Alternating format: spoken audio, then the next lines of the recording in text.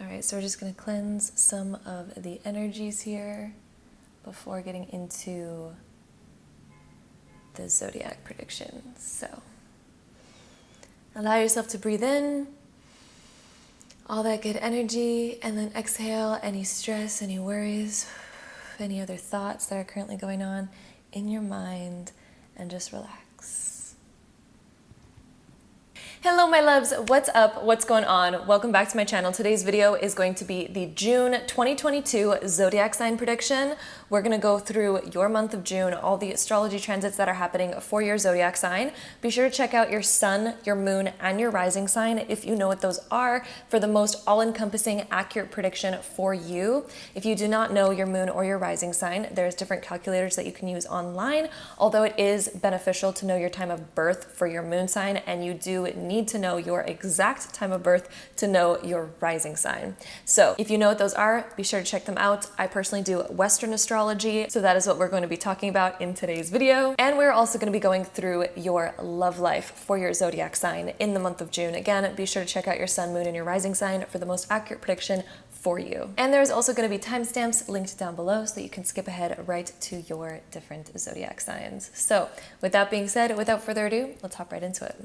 All right, so my beautiful Aries. So we've gone through the month of May with having Mercury going retrograde, which has been going retrograde back into your second house. And when Mercury goes retrograde into the second house, it can bring up replanning around finances, replanning around our wealth, our savings, even our diet, or things that we spend money on, or our material stuff. So you might have gone through a time of like purging old ways of spending money, purging old material items that no longer serve you or you no longer resonate with. This might have been like a huge clean out of wanting to just like clear things up, and also to clear your mind as well, because Mercury does deal with kind of planning things, small communications, learning things. So you might have even been learning a lot about finances, or what you want in your financial future, or even what you want materially in your life and what you no longer want. So there was a whole revision happening, and Mercury's finally going direct on June 3rd,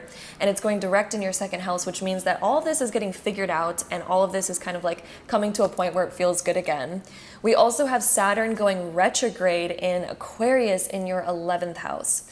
This is going to be where we're rethinking the people that we are around the most, and we're probably rethinking our boundaries around friendships. We might even be rethinking about our purpose in the world and kind of like the person that we want to show up as. So now we're like revising ourselves, and we're sort of starting to take a deeper look within and kind of seeing where we might not be showing up correctly. And so this is a whole like correction moment on who we are, what we stand for, the kind of people that we hang around, and also our boundaries with those people.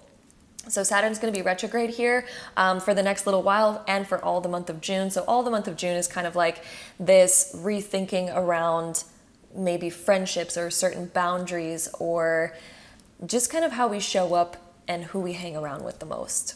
Then on June 13th, we have Mercury moving into Gemini, which is moving into your third house. And when Mercury moves into here, this is when we're going to get excited about learning new things, possibly talking to new people, making new friends, and maybe even revising how we communicate or how we learn or how we want to speak and things like that. So we might even be rethinking about who we are, how we want to maybe talk and things like that. So I feel like Aries, you're just learning a lot of things about yourself, and there's a whole maturing moment, especially around how you speak, the boundaries that you create with other people, and maybe even how other people perceive you. And so you're kind of wanting to make something that's more authentic to the new you, because there's a whole new you that's kind of starting to emerge. And I think that there's this whole maturing happening. And I do think that you're going to start to make new friends, especially in the month of June, as Mercury begins to transit your third house in the sign of Gemini. We also have a full moon in Sagittarius that is happening on June 14th, and this is going to be in your 9th house, and this is going to be closing down old belief systems that no longer serve you. So old things that we used to believe, old philosophies that we used to have, it's just no longer working for you. There could even be certain places in the world that you no longer resonate with, and then other ones that you're like, oh, I really want to go after that and go there and travel there and experience this. So you're rethinking what you want to experience, and you're closing out old chapters and old experiences that you used to have in the middle of June. So it's kind of just like this whole closing out the old and bringing in the new. On June 22nd, we're going to have Venus move into Gemini, and this is going to be in your 3rd house. And this is when we start to really have fun with friendships again. You probably might even meet maybe possibly a significant person around this time, or have some deeper conversations, or you may get excited to like learn something new, or to have a little bit more fun, bring a little bit more fun into your life as well, because Venus is just a sign of beauty, fun, pleasures, enjoyment. And when it's in the 3rd house, we're getting a lot of our enjoyment and our pleasures through learning or through speaking to other people, hanging out with the people that we love the most. But I really think Aries, you're going to kind of dive into maybe wanting to learn something new by the end of June. On June 28th, we have Neptune retrograde in the sign of Pisces in your 12th house. And this is going to kind of make you rethink old mindsets, old belief systems. This is even kind of like digging up a little bit of the past, a little bit of the subconscious mind, so we can kind of heal it and that we don't need to show up that way anymore. So we're rethinking, you know, maybe the parts of ourselves that we try to hide. We might be rethinking and being like, okay, why am I trying to repress these parts of myself? Maybe I should just allow these to come up so I can heal them. So this is a huge healing transit. And it's also one where we're kind of looking at what our fantasy life is and thinking like, ooh, I kind of have a new dream. So you might even be creating a new dream for yourself. And then on that same day as Neptune goes retrograde in the sign of Pisces, we also have a new moon in Cancer at the same time, which is going to be in your 4th house. So you might even be rethinking what you desire your foundation to be. So this could be around your home life. Maybe we're deciding like, hey, I want like a whole new kind of feeling around my home. And Aries, I feel like Aries, you're just so spontaneous most of the time, and you have a high energy. Aries usually has a high energy, although once in a while we can get a little drained, especially because we've been going through eclipse season, we've been going through a lot of other things. But normally Aries, you have a very high energy and a very fun energy. And when we have the new moon in the 4th house in the sign of Cancer, this is kind of rethinking maybe what we want our foundation to be. So now we're wondering, okay, what makes me feel the most comfortable? What makes me feel like I'm in my element? And what is currently holding me back from feeling like I'm in my element? Because the new moon is kind of like, let's bring in a new energy here so that we can feel in our elements and we feel like we have a foundation that we can actually trust and rely on and that we feel comfortable in. So with that being said, that is the astrology for my lovely Aries, my Aries sun, moon, and risings. If you're also here for your love prediction, if you are an Aries sun, moon, or rising, this is going to be your love life prediction for the month of June. So let's see what comes up for my Aries. All right. So we have release your ex coming up for Aries. So this could be something with maybe releasing the past, or maybe we are just releasing, some of you, it might be actually needing to release an ex for some of you, but this can also deal with releasing the past. So even if you are with a current partner, or even if you're single and just not talking to an ex, this can just deal with letting go of the past. So all the things that once hurt you, all the things that might still be bothering you, all the things that are still affecting how you go about life today. It's time to release all of that stuff that might still be holding you back in those certain ways. So the time has come to clear your energy, just as it says on the bottom of this card. The time has come to clear your energy. All right, so let's see what tarot cards we have for the month of June for my Aries sun, moon, and risings. We have the 5 of Pentacles. So what do we need to kick to the curb? There's something that I think my Aries needs to like kick to the curb and also draw boundaries with.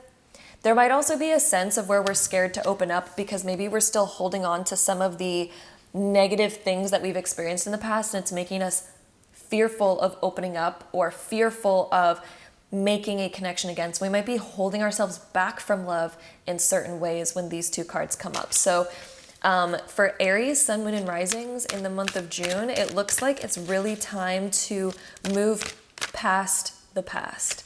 Move into the future and realize that your past doesn't have to repeat itself, but it is going to repeat itself if we still let it affect us today. So if we're letting certain fears of the past still hold us back and still affect the way that we are reacting to situations and still affecting the way that we are pursuing love or pursuing our love life, we may have to go back and heal those things so that we can move forward like a real Aries. The Knight of Wands here. This is moving forward like a real Aries, but in order to move forward like a real Aries, we're gonna have to let go of the past, because Aries, you're supposed to be spontaneous, fun, passionate, so excited to get deep with things, but there's something that we might still be holding on to. We might be holding on to an ex still, we might be holding on to the past still, we might be letting the past still affect us today.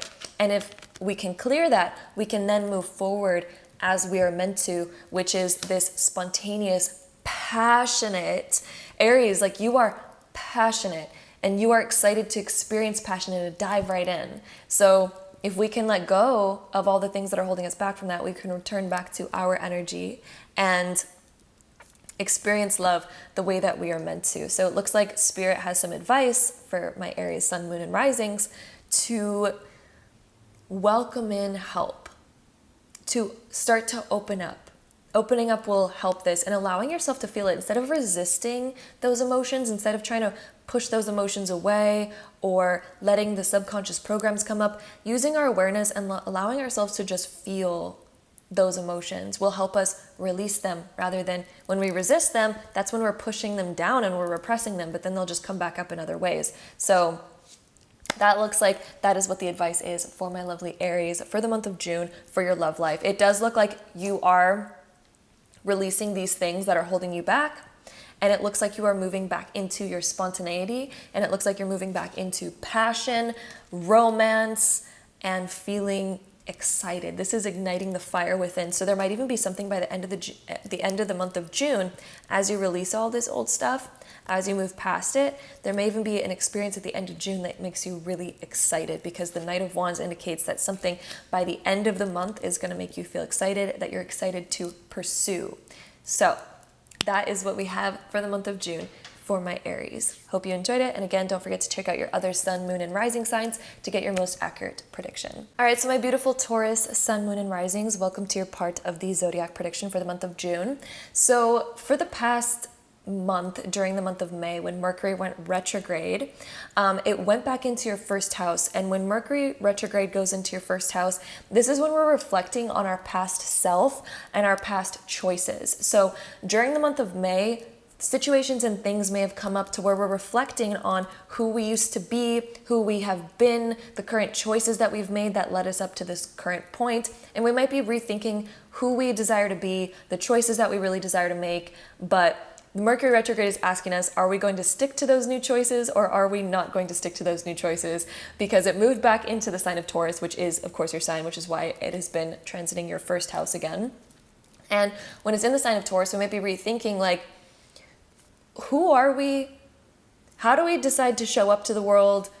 What do we find comfortable and what is uncomfortable in my life? And how do I need to revise these things in order to kind of make myself comfortable and make the right choices and kind of dedicate myself to certain things that make me feel good? So what actually makes you feel good, Taurus?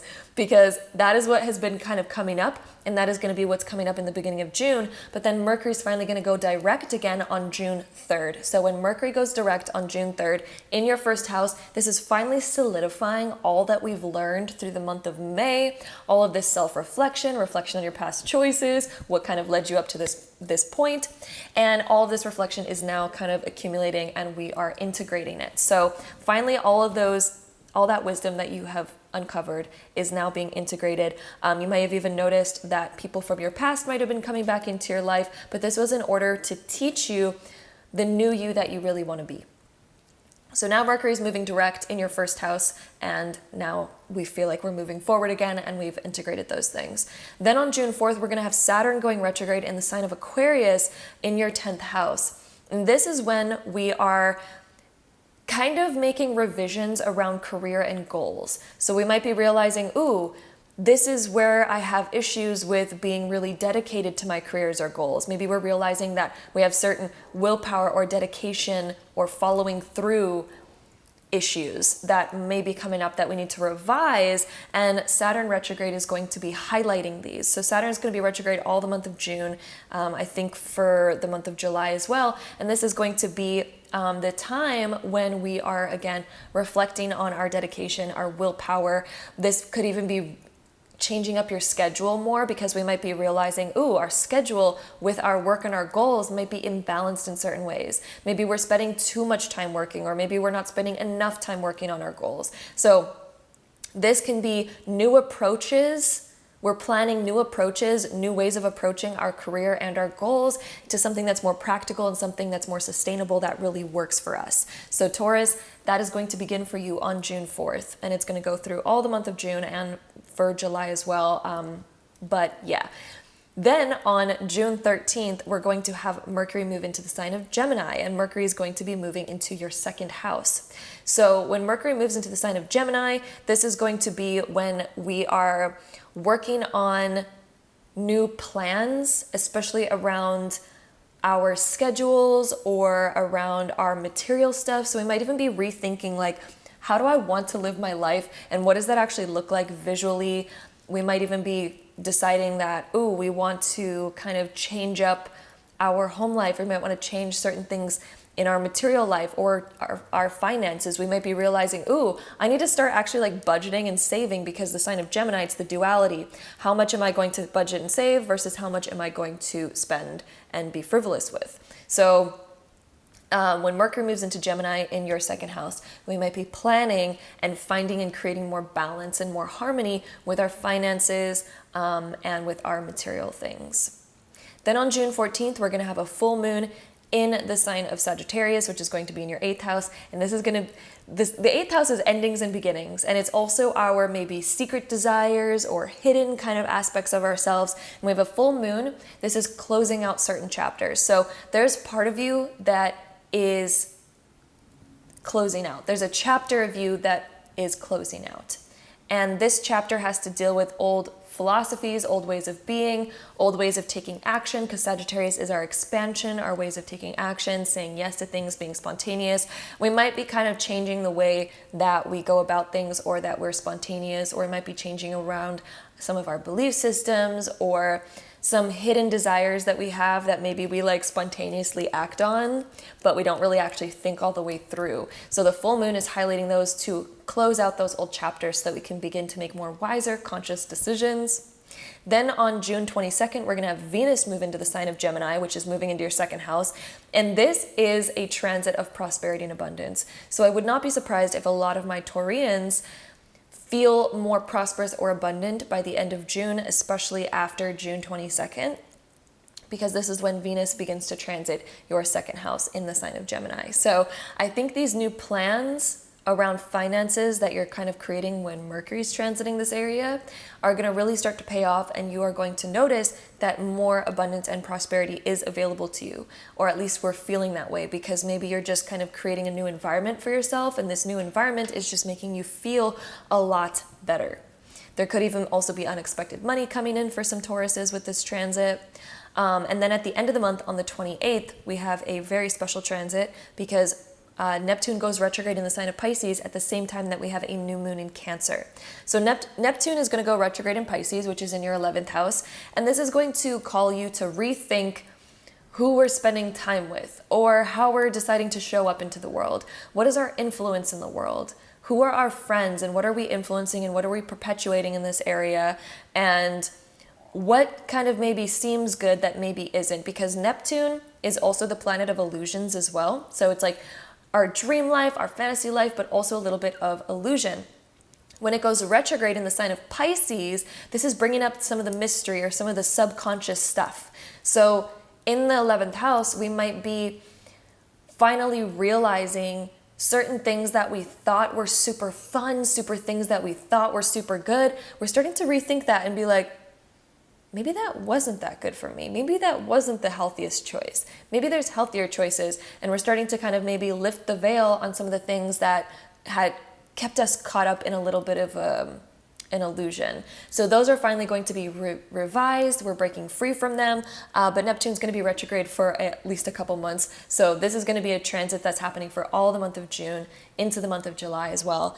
And this Neptune retrograde is going to be bringing about kind of hidden subconscious stuff that needs to be brought to the surface so that we can kind of heal that and we can move forward with more awareness and consciousness in the future.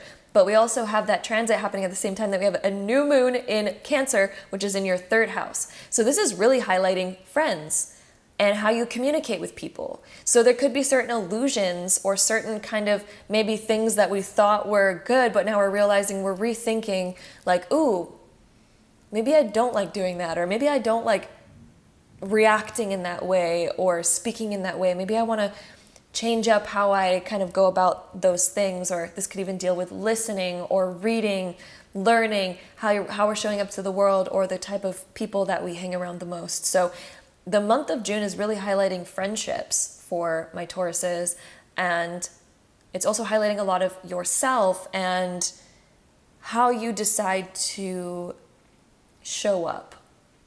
So this is a huge transformation and healing around these areas so that we can kind of become the person that we really, really, really want to be, and kind of get out of certain old paradigms of ourselves. So this new moon is going to be highlighting all of these areas. You might also notice that you have some new interests come up by the end of June, by the 28th, with this new moon in Cancer in the 3rd house. You might be realizing like, ooh, bit more of a softer side is wanting to come out and be expressed in different ways. And we might even have new interests that align to that new self that's kind of emerging.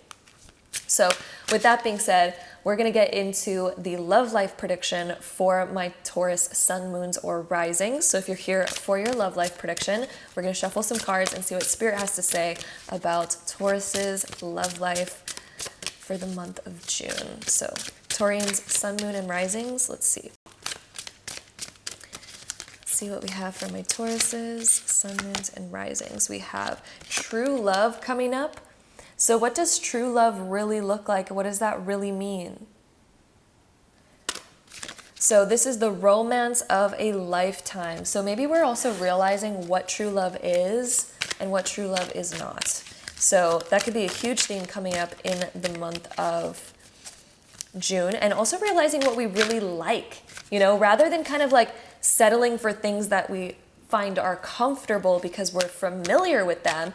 Sometimes when we're raised as, you know, children and we're familiar with certain love dynamics, it can feel comfortable, but it doesn't mean that that's what true love is. And so in the month of June, some Taurians, Taurus's sun, moon, and risings, I think a big theme for you is realizing what true love really is to you versus what we currently think it is because of an old program, how we currently interpret love, or what we currently expect love to look like. We might be learning a lot and realizing that love is not that way. Love can be so much better than maybe old paradigms or old things like that. Or maybe we have to become more accepting of certain things, or maybe we have to become more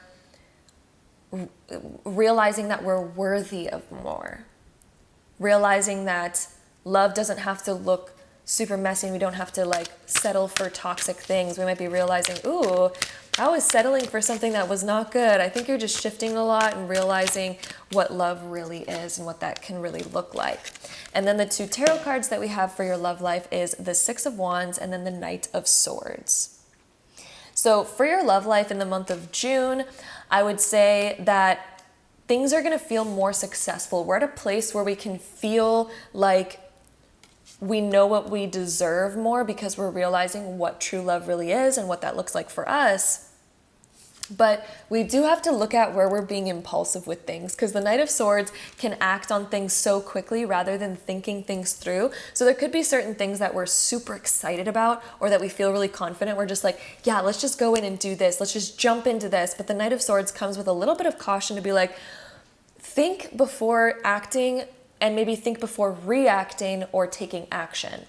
Because when we act too quickly, we can miss the warning signs that are cautioning us to kind of slow down a little bit and to think things through a little bit more and to think deeper. So Spirit is really calling all Taurians, sun, moon, and risings to think things through a little bit deeper in love in terms of how we speak or how we take action or how we react to certain things, because there can be a lot of wisdom and learning in that. And we're going to start to learn what true love really is and what that really looks like. Is true love, super messy and super crazy and chaotic? Maybe that's what we grew up with. Maybe that's what we've seen so far, but maybe true love can be something more than that. Maybe true love can actually be something that's truly successful and doesn't have to be ultra chaotic. Of course, there's always going to be things that we need to work on in relationship dynamics, but what is true love versus what is kind of toxic, illusionary love?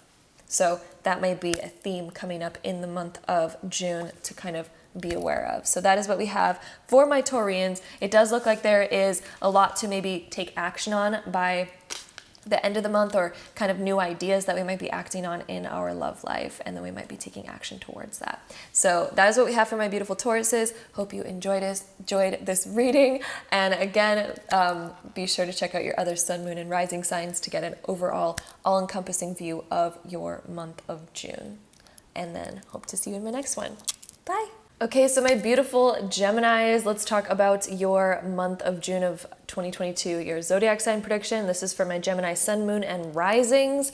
So during the month of May, we had Mercury go retrograde in the back into the sign of Taurus in your 12th house. And this caused you during the month of May to maybe rethink certain things, finish up old projects, and to kind of rethink creativity and realize big epiphanies upon your creativity and upon your subconscious mind. We might have been digging up old subconscious beliefs that were restricting us and holding us back in certain ways, and reevaluating those and having epiphanies on these old belief systems that were maybe holding us back. So Mercury did a great favor to all Geminis by going retrograde and going into the 12th house, which has caused a lot of Geminis to have certain epiphanies on what has been blocking them, what has been restricting them, what we've been maybe repressing and holding back. And then with these big realizations, now we can readjust our mindset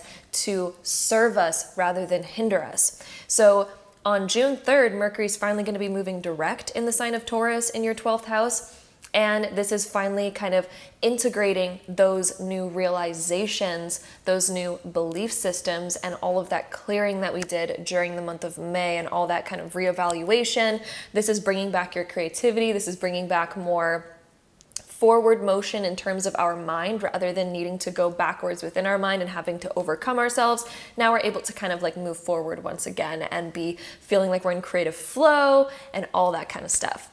And then on June 4th, we're going to be having Saturn going retrograde in Aquarius, which is going to be in your 9th house. And when Saturn goes retrograde in the 9th house, this can be us sort of solidifying certain belief systems and also kind of reevaluating old belief systems. So just kind of like we did with that Mercury retrograde in the 12th house, the 9th house deals with our philosophies on life and certain things that we believe and how we believe that we can expand. And Saturn is kind of the restrictive planet, but it's also the planet that says we need to have a plan, otherwise it's going to be hard for us to expand.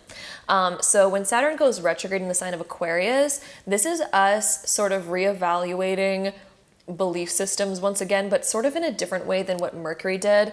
Mercury was bringing up belief systems that were restricting us, and Saturn going retrograde in the 9th house is having us rethink certain structure that we need in our life. Like, what kind of structure do we actually need in our life in order to move forward? So maybe we've had certain structures that no longer work for us, or that no longer kind of serve us or benefit us. So now we're rethinking these structures in order to figure out ones that help us move forward in a clear direction rather than being all over the place. Because Geminis, I'm a Gemini myself, and I know how Gemini minds can like be very excited about a multitude of different things. But when we're excited about everything, it's hard for us to move in any direction and accomplish anything because there's so much that's exciting. Gemini is very curious. So Saturn going retrograde in this area is helping us restructurize our life so that we can pick a path and attain it, and then choose another path, because, you know, Geminis are very curious. We need to like change around our path quite a bit. But this way, when we have this structure and we have an actual solid plan, we can get things done a lot easier. So the month of June is also realizing what kind of plan do we really need. And Saturn's going to be retrograde even all the way in July. So it's going to be retrograde all of June. And so June is definitely starting to realize what sort of structure we need, and also redefining our old structures so that they can actually work for us. And that's happening on June 4th. Then on June 13th, we're going to have Mercury moving into the sign of Gemini, which is into your first house. So Mercury moving into the first house is going to help us have a mindset that's really more uplifting and motivating. We are more clear about what it is that we want, what we want to learn. We might be even diving into new realizations with ourselves, kind of maybe reinventing ourselves. Geminis are like the kings and queens of reinventing themselves. And so the month of June, of course, whenever Mercury is in the sign of Gemini during this time, it is the time of reinvention for Geminis, and to feel really good and to kind of get clearer thoughts upon where we're going. This is also learning new things and kind of creating a new self. And then we're also going to have a full moon in Sagittarius in your 7th house on the 14th of June. And the full moon in Sagittarius, all full moons are like closing out old chapters. In the 7th house, this deals with relationships, close relationships, and then also our balance in our lives and the balance between us and other people and things like that. So the full moon in Sagittarius is closing out an old cycle and an old chapter in terms of our relationships. So there's a chapter that's coming to a full circle and a full close. You might be realizing the month of June, like, ooh, certain things are coming full circle here. And certain things are closing out. We're maybe having big epiphanies, big realizations, ending old chapters in terms of relationships. So we're closing out maybe who we used to show up as in relationships. Maybe we're closing out certain relationships in our lives and we're like, okay, I'm finally like really starting to close that book and just put it away. So the full moon is really helping Geminis kind of end cycles when it comes to our balance in our life, and also maybe certain relationships and just coming full circle with certain things. Then on the 22nd of June, we're going to have Venus moving into the sign of Gemini, which is in your first house. And Venus is the planet of pleasures, abundance, feeling good, just experiencing the sweetness and the passion and pleasures of life. So Venus moving into the first house is going to allow Geminis to sort of begin to feel more romantic about life, more romanticized, to start experiencing more pleasures around life. So around the 22nd of the month, this is when Geminis are kind of getting into their element of experiencing more pleasure, more fun, more excitement, and just diving more deep into the senses and wanting to experience life for the good of it. This can also be when we are also paying more attention to ourselves, putting more effort into ourselves. So Geminis, by the end of the month, there's going to be a lot more effort going towards you and the self-care that you need and the time that you need and the things that you desire to experience. Then at the end of the month on June 28th, we have two special things happening on the 28th of the month. We have Neptune going retrograde in the sign of Pisces, which is in your 10th house. And then we also have a new moon in Cancer, which is in your 2nd house. So Neptune going retrograde in the 10th house. This is us maybe rethinking the vision. So we're revisioning what we really want in our lives. So we might be rethinking certain goals, certain careers, or the vision that we have around certain goals and careers. So whatever we desire in our lives, we might be reinventing that a little bit by the end of the month and kind of like picturing it in a different way. We could have new ideas popping into our minds, or just revising old things. With the new moon in Cancer, though, in the 2nd house, this is new ways of saving money, because the 2nd house is all about the material realm. It's all of our material stuff, our wealth, our finances, and new moons are all about new beginnings. And in the sign of Cancer, we want to feel more comfortable. We're wanting to get our shit together. So by the end of the month, it's kind of wanting to make ourselves feel more comfortable in terms of finances and in terms of our material world. So we might even be getting rid of some certain things and thinking about what we really want in our material lives. Maybe we want to feel more comfortable by getting rid of some stuff. Maybe we want to purchase some new things in order to feel more comfortable. But there's certain things that are happening at the end of the month where we just want to feel comfortable financially, and we want to feel comfortable materially as well. So there's certain material comforts that we might go into, and then as well creating new savings plans so that we can feel more comfortable, like we have a bigger security blanket essentially. So there's a new start with that as well. So that is what we have going on in the astrology for my beautiful Geminis.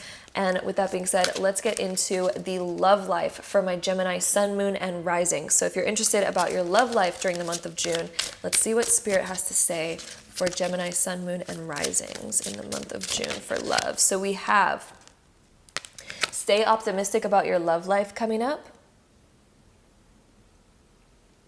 This says positive thinking and faith will bring you romance. And then let's get some tarot cards on here as well. So Gemini, sun, moon, and risings. We have the 8 of Swords.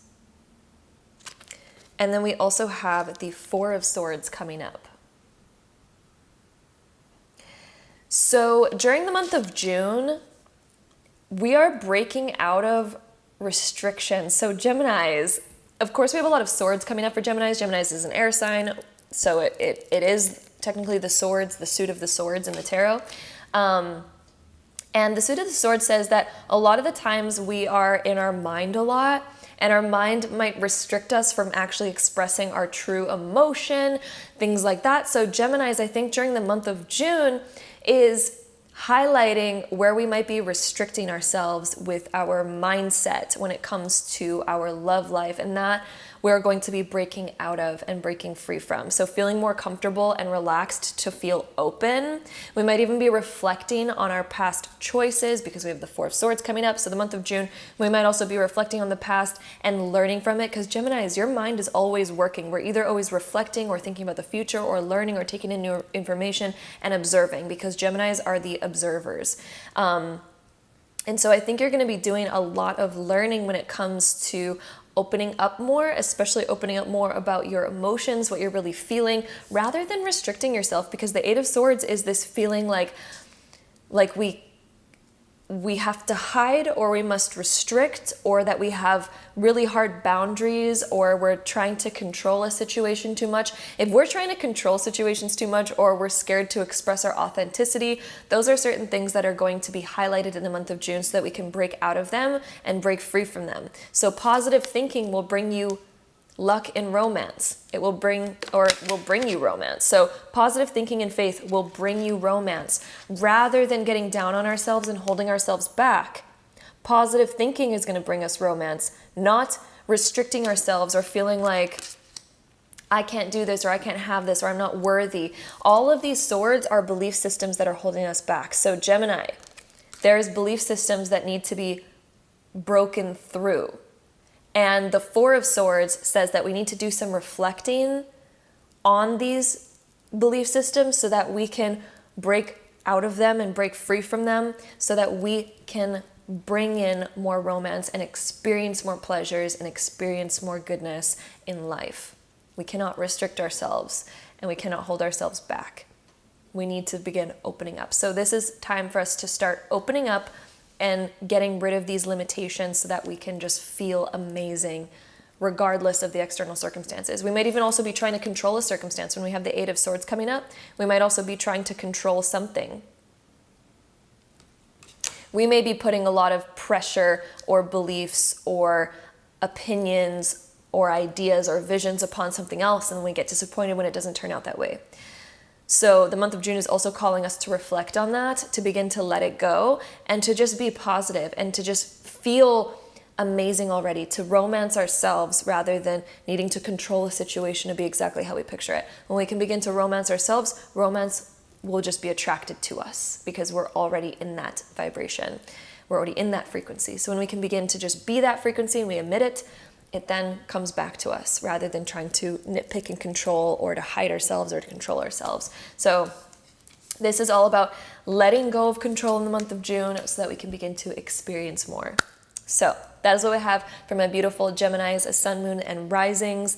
And be sure to check out your other sun, moon, and rising signs to get the most all-encompassing accurate prediction for the month of June for you. Okay, so my beautiful Cancers, sun, moons, and risings, welcome to your part of the horoscope. So during the month of May, we had Mercury go retrograde back into the sign of Taurus, which was in your 11th house. So this is when we were maybe rethinking certain friendships, or maybe having certain things going on with like the people in our lives where maybe we're having to revise certain things or revise the way we're speaking in order to get our point across correctly.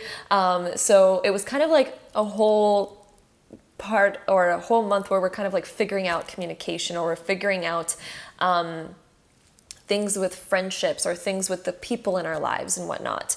But Mercury is going to finally be moving direct in the month of June in your 11th house, which will be allowing the energy to kind of move forward again. So when it comes to your friendships, when it comes to communication that you're really wanting to express, when it comes to finding answers that you really want, things feel like they're kind of moving forward again in that area. This can also be when we're excited to maybe learn new information, or we're learning a lot from friends. You might notice during the month of June, Cancers, you might be learning a lot from your friends. So pay attention to the conversations that might come up, because as Mercury moves direct in your 11th house, this can be a really important time where we're learning new things from the people that are in our lives. So there's a lot of important conversations that might be coming up that give us epiphanies that we really need. Then on the 4th of the month, we're going to be having Saturn going retrograde in Aquarius in your 8th house. And when Saturn goes retrograde in this area, this is when it is highlighting the areas where we have trouble letting go. We have trouble letting go of grudges. We might have trouble letting go of situations. We might have trouble letting go of the past. All things like this. The 8th house is the house of endings and beginnings, and it's also a house where we end up repressing old stuff. And when Saturn goes retrograde in this area, it is bringing up where we might hold on to things, where we might add restriction in this area where we're like, nope, I'm not letting that go. I am not letting this go. So do we have family issues that we're not willing to let go and that we're still holding a grudge about? Do we have certain relationships or friendships or other things in our life that we're like, I'm not letting go of that, I'm not going to forget that? This is a month where that is going to come up, and Saturn's going to be retrograde for a little while. It's going to be retrograde beyond the month of June, but for all the month of June and a little bit beyond that, this is going to be highlighting where we have trouble letting go of grudges or letting go of the past. It needs to come to a close at some point, because the more that we hold on to grudges, the more that we hold on to the past, it's going to keep perpetuating that energy, because the longer that we hold on to that energy, it'll affect the way that we act and we react to those situations or anything that triggers that. We might notice that those triggers get triggered really easily and they cause problems in other areas of our lives. And when that happens, things get a little bit difficult. So when we can focus on healing that, when we can focus on letting those things go, we no longer will get triggered by them. We're no longer going to be perpetuating that same energy to keep reoccurring, because we're no longer going to be allowing the past to continue to affect the way that we take action and the way that we react to situations, which will end that cycle from continuing. So Saturn is going retrograde in this area, and it really wants to close out that chapter for Cancers. So if you are a Cancer and there might be something that still bothers you from the past, whether that deal with family, friends, relationships, wherever it's stemming from, if we still have issues around these areas, Saturn is coming through to be like, are we going to clear them? Are we going to clear them? Because if we clear them, we can become free. Because when we end those old cycles, we allow a new cycle to begin. And a new cycle always feels so much better than the old. Would you rather have a new, beautiful cycle to take place in life? Or would you rather keep holding on to the old and perpetuating the old? The longer that it takes us to forgive, the longer that it takes us to let go, the more that we're going to be stuck in it. But the easier that we make it to let go and move on, the easier it's going to be to jump into a new cycle and to just let it go. And it's going to feel so free. It's like letting go of a ball and chain. So Saturn is coming through for Cancers. It's going retrograde in the 8th house to hopefully highlight these areas so that we can begin to release them and let them go. So we might even be noticing that certain instances come up where our triggers are being highlighted during the month of June and in July, but they're being highlighted so that we can see what we need to heal and what we need to let go of, because once we do that, once we heal and let go, oh my gosh, does Saturn ever bring the most beautiful blessings as well. A lot of people look at Saturn as a more malefic, difficult planet, but it also is a planet of such beautiful blessings. And when we can heal these things that it is highlighting during a retrograde, and we can begin to revise them and work on them and bring those to their point of healing, Saturn can also help us mature in the most amazing ways, have the biggest epiphanies, gain so much wisdom, because Saturn is also a planet of great wisdom. And so when we learn through these things, we come out at the top and we have these amazing epiphanies that help us move forward in life in brand new, amazing ways. And it helps us accomplish, because Saturn is also a planet of big accomplishment. So there's certain things that it highlights that are holding us back from accomplishment. And when those come up, that is for us to heal so that we can begin going back into the accomplishment. Anyway, on the 13th of June, we're going to have Mercury moving into the sign of Gemini in your 12th house. And this is going to highlight subconscious stuff. So this is also a perfect transit to be happening at the same time that Saturn is going retrograde. Because Saturn's going retrograde in the 8th, which is secrets and hidden stuff, the subconscious. And then the 12th house is also the subconscious and things getting highlighted in this area, different secrets that we have. So we might even be noticing that there's certain stuff that we might try to repress within our communication. We're like, well, we don't want to do that. Or, you know, we're noticing that certain stuff from our subconscious might be coming up like for us to kind of heal and for us to realize. So if you're noticing that certain stuff is coming up in reaction mode, or subconscious fears, subconscious reactions, subconscious grudges, or other things like that, it is coming up for us to heal them. So Mercury moving into the 12th house is going to help us move forward in these areas and to begin pushing past all of this gunk, and so that we can heal it. On the 14th of the month, we're going to have a full moon in Sagittarius, and the full moon is all about ending and closing old chapters. Being in Sagittarius in the 6th house, this is ending patterns and cycles. We're starting to realize where certain patterns and cycles come from. And the 6th house is also deeply about healing. So if we're having a hard time expanding in certain areas of our lives, this is going to be helping us close that old chapter so that we can begin healing these areas. On the 22nd of the month, we're going to have Venus moving into the sign of Gemini, which is your 12th house as well. And Venus is going to help us start to kind of feel more compassion and emotion, but it will also make us more sensitive to certain things as well. So we're going to notice that our emotions and our sensitivities are highlighted in a good way, and maybe in negative situations as well. We might be feeling harder emotions easier, but we also might be feeling the good emotions really easy as well, because this is highlighting our feelers for certain things. We might be feeling very intuitive as well. We might get certain psychic instances or intuitive feelings that are kind of coming through when Venus is transiting the 12th. But this is definitely a time where it is healing the subconscious as well. So it's a time when things in the past might come up, or we might be noticing certain aspects of ourselves. We're more sensitive to them. But this is in order to help highlight those so that we can begin to be aware of them, because it's really hard to heal something when we don't have a lot of awareness around it. So the month of June is bringing a lot of awareness around these areas so that they can be healed. And I don't want you to think of the month of June as like a blah month because of all this healing and all of this stuff. It's a beautiful month because it is preparing you for so much wisdom so that you can move forward in life in the most amazing way possible. All these things that we go through are so necessary for our growth and for our healing, and this is going to be an amazing month. And you're going to look back on it and be like, well, thank God that stuff started happening in order for me to realize this, so that you can get where you really want to go. On the 28th of the month, we have two major things happening. We have Neptune going retrograde in Pisces in your 9th house, and this is going to be highlighting beliefs that may be a little bit of an illusion. So things that we might believe that are not necessarily true. So this is going to be highlighting those so that we can kind of start to see like, ooh, what kind of story have I been telling myself that doesn't actually have a lot of truth behind it? And where can I start to replace it with belief systems that are really true? So we're going to be realizing what our truth really is. We're going to be realizing epiphanies about what we used to believe that might have kept us small or kept us stuck or kept us hindered.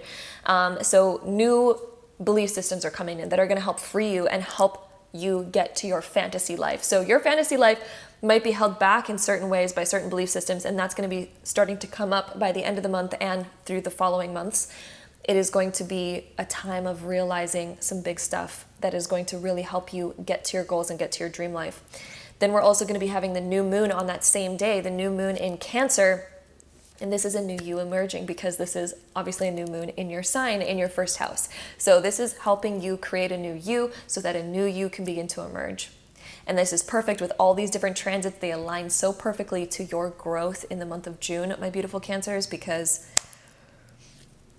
yeah, that aligns so well and so perfectly. It's like the universe aligned it amazingly and perfectly for Cancers during the month of June. And of course, we're entering into Cancer season by the end of June and July. So happy birthday to all of my Cancer sons. But with that being said, let's go ahead and find out what's happening for Cancer, Sun, Moon, and Rising in your love life in the month of June. So Cancer, Sun, Moon, and Rising, love life. Let's see what we get here. So we have the Ace of Wands coming up. We're going to get a few more cards here. We have Ace of Wands for my Cancer, Sun, Moons, and Risings. And then we also have the Hierophant coming up. This is values and belief systems. And then let's also pull a oracle card. So Cancer, Sun, Moon, and Risings. Okay. We have you deserve love. You are lovable. You deserve love and you are lovable, Cancers. You are nothing but love and you deserve love. We all deserve love. You may even have your eyes set upon something, because we have this bow and arrow. So she has her eyes set on something.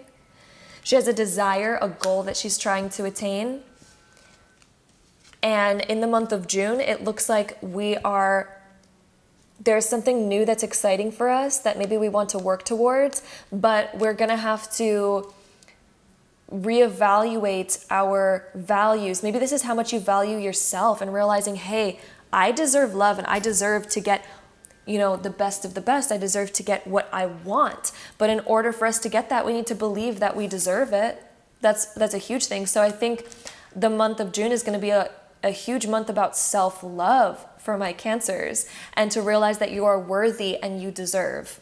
You are worthy and you deserve. So stop putting yourself on the back burner. Stop putting yourself any lower. You deserve love. And if you have your eyes set on an ideal vision of what your life could look like, it's about realizing that you're worthy of that. You're worthy of that vision, and you can attain that vision if you want to, but we might have to reevaluate certain things. We might have to do some higher learning. We have the Hierophant, and the month of June had a lot of higher learning for my Cancers. When we were talking about the astrology, there's a lot of higher learning, and this might come from friends or even social media, because the 11th house, as we were talking about in the beginning, it does deal with friends, but can also deal with social media. So we might even be stumbling upon certain videos, other kind of higher learning, to where we are gaining epiphanies upon how we can attain a big goal in our love life. How we can get to that vision. You deserve love and you deserve what you desire, my Cancers. You don't have to dim your light. You don't have to dim this to get what you want. Because what you want is not a dim desire. It is a full-blown, energetic, amazing desire, and you deserve to attain that entire thing. And I think during the month of June, again, in order to attain those desires, I think you're going to be learning new things, and these new epiphanies are going to help you go after new visions in your love life. So that is what we have for you, my beautiful Cancers. Hope you enjoyed this. Again, don't forget to check out your other Sun, Moon, and Rising signs to get the most all-encompassing horoscope for the month of June for you. And hopefully I'll see you in my next video. Bye. All right, so my lovely Leo, Sun, Moon, and Risings, welcome to your part of the June zodiac sign prediction.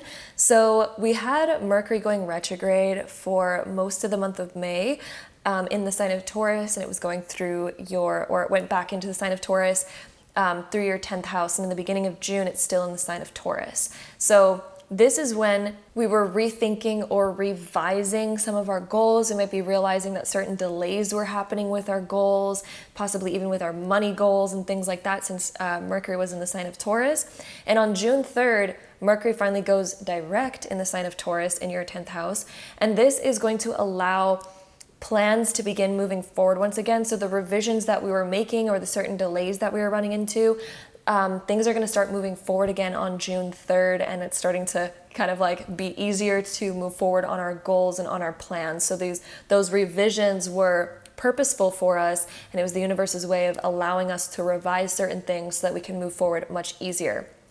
June 3rd, things are finally moving direct again, and we get to apply all of those revisions. Then on June 4th, we're going to have Saturn going retrograde in the sign of Aquarius in your 7th house. And this is when we are realizing that maybe we have certain restrictions or boundaries upon relationships that might be holding us back in certain ways. We might have, like, this is where control issues kind of like come up, or when we have certain other boundaries or restrictions that are coming up that either we need to revise them in order to benefit us more rather than restrict us, because sometimes boundaries can help us, have a clear kind of boundary line of what we're not willing to cross into and what we're willing to cross into. But then other times boundaries can end up being restrictive. They can be a good thing, but then they can also be restrictive. So during the month of June, as Saturn goes retrograde through your 7th house, this is highlighting where we might be over restricting ourselves, where we might be over restricting other people, or where we need to set better boundaries. So we're kind of revising this area of our lives and realizing where we need to kind of like balance things a little bit better, because the 7th house is also about balance. And it is also an area where we're realizing who our real friends are and who we truly want to be connected to. So who's actually, good for us? Who's equal on that spectrum? Who's actually positive in our lives? Who's a good influence? Who reflects the parts of ourselves that we want to be reflected versus who reflects the parts of ourselves that we're like, oh, I really don't like who I am around you, or I really don't like the way that you influence me. We're starting to realize who we don't like to be around and who we do like to be around. Who brings out the best in you? And where do we find more of that? Where do we be around more of those people versus where do we need better boundaries with the people that maybe don't bring out the best in us? Then on the 13th of the month, we're going to have Mercury moving into the sign of Gemini, which is going to be your 11th house. This is when we're learning more, and we're also maybe even communicating with more friends. This can also be where we have really important conversations with certain people that really help highlight certain things or make us have certain realizations. So in the month of June, during the middle of June, this is going to be a time where conversations are really important. We might be learning a lot from other people, taking in new important information. This can also be when new events arise that we want to take part in. So we might have new invitations to events that are important. We might also be meeting new people that are important around this time. And again, those important conversations are going to be coming through. And this can also be important information through what we're consuming or reading or digesting with the videos that we're watching or things that we're studying into. It can also be important realizations with things like that. Then we're going to have on the 14th of the month a full moon in Sagittarius, which is in your 5th house. And this is closing old chapters of ways of having fun. So the 5th house is how we have fun. It's also our dating life, our whole expression of our light. It also deals with our children. So if you're at that stage of your life where you have children, it can also be affecting that area. And the full moon in Sagittarius is a closing of an old chapter, the closing of an old belief system around fun, children, and dating. So what were our old belief systems that maybe we, are outgrowing?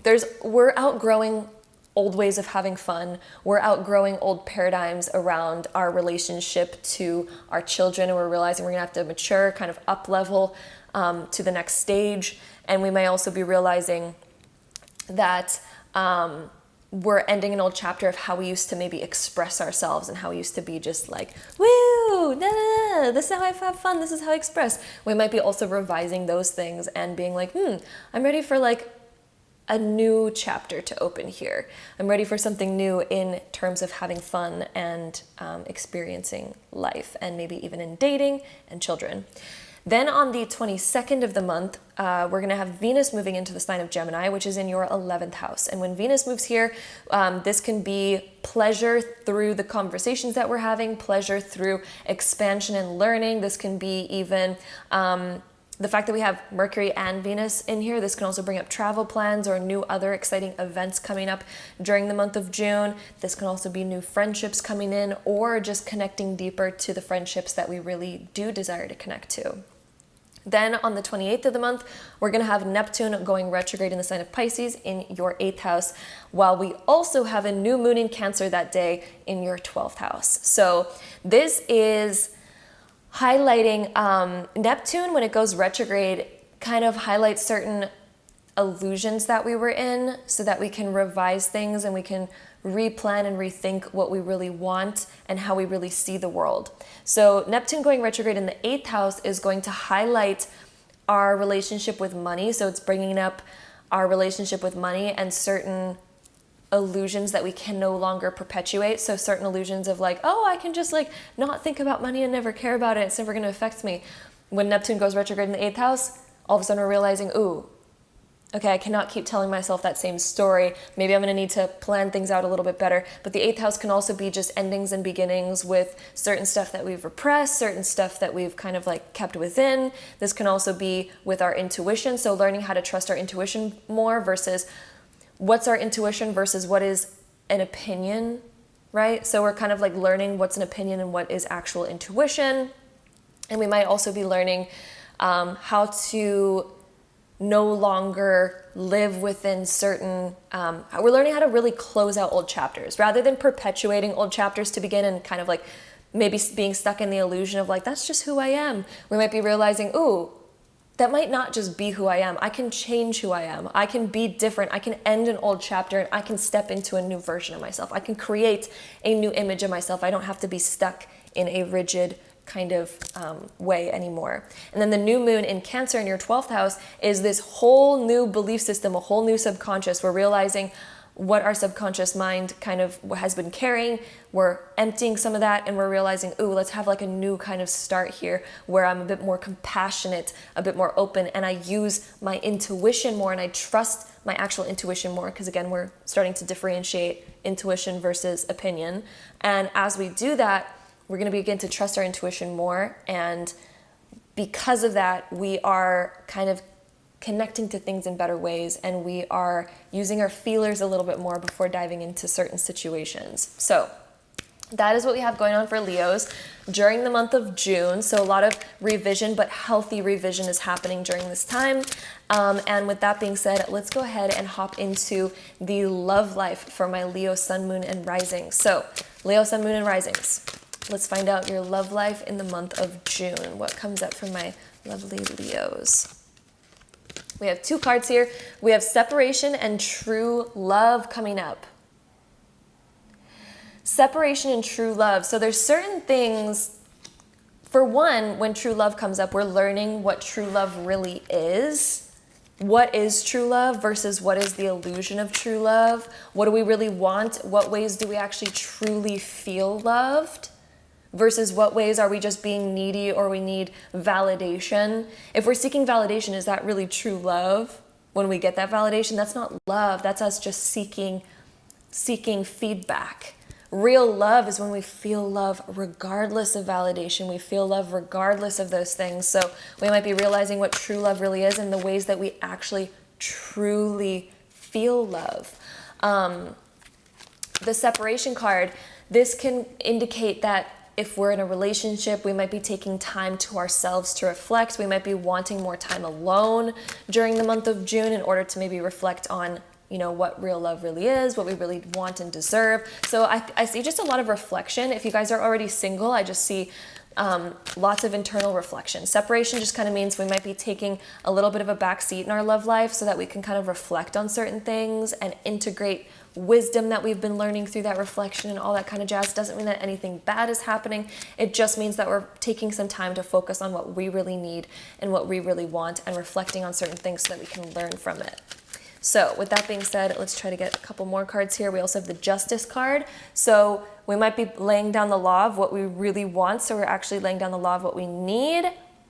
But justice can also come in when there's been certain imbalances that need to be addressed. And so have we been causing imbalances? Have we been dishonest in any areas? It's time for us to bring up the honesty. It's time for us to rebalance karma, because justice is also about rebalancing karma and also about putting our foot down again, laying down the law of like, this is a rule, this is a boundary that I'm not willing to cross. This is, you know, what I really need and want in love, and not settling for less. So better rules and restrictions that actually serve us rather than hinder us. We also have the Two of Pentacles coming up. We're also focused on how we want to spend our time. Where do we want to put our time versus where do we not want to put our time? We also might be juggling a lot of things and we're like, okay, what is like a better balance? Because both of these cards, Justice and the Two of Pentacles, both deal with balance. We need a better balance in our love life. Things have been a little bit out of balance.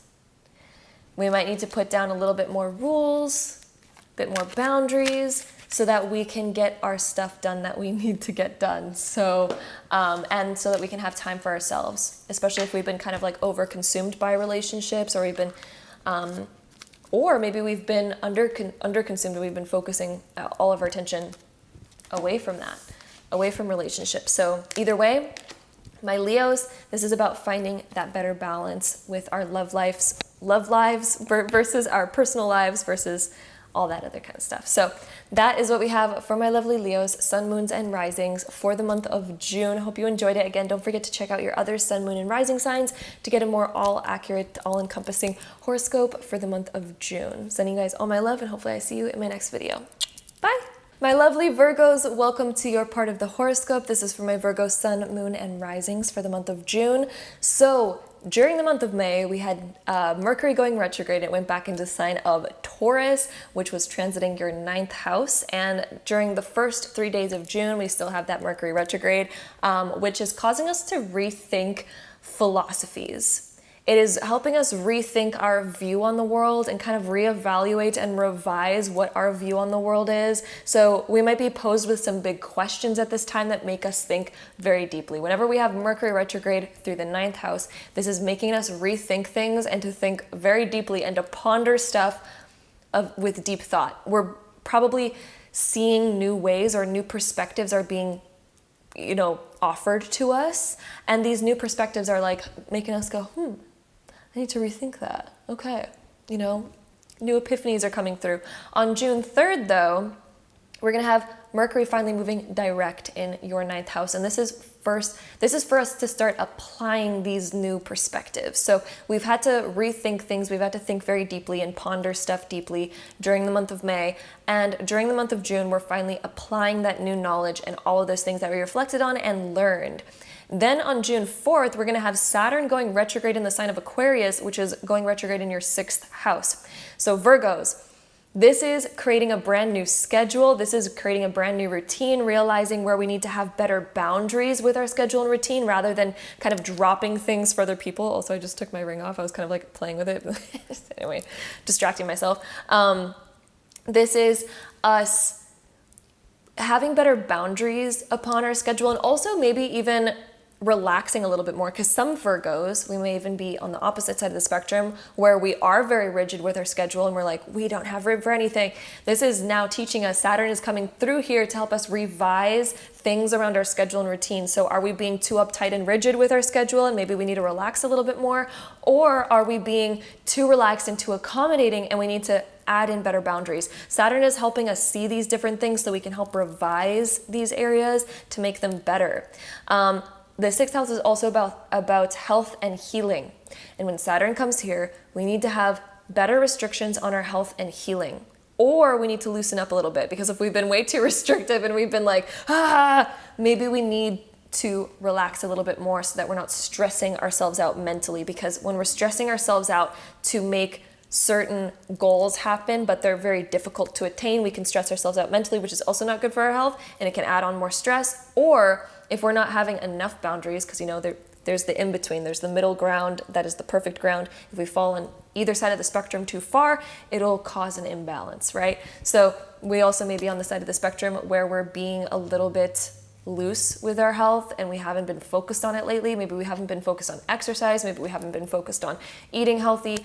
And with this Saturn retrograde starting on June 4th, and it's going to be here for a couple months, but with this Saturn retrograde through the 6th house, I'm stuttering, we are needing to revise our schedules and routine and our health and our well-being. So Saturn is going to start highlighting where we need to rebalance these areas in order to create more harmony and peace in our lives.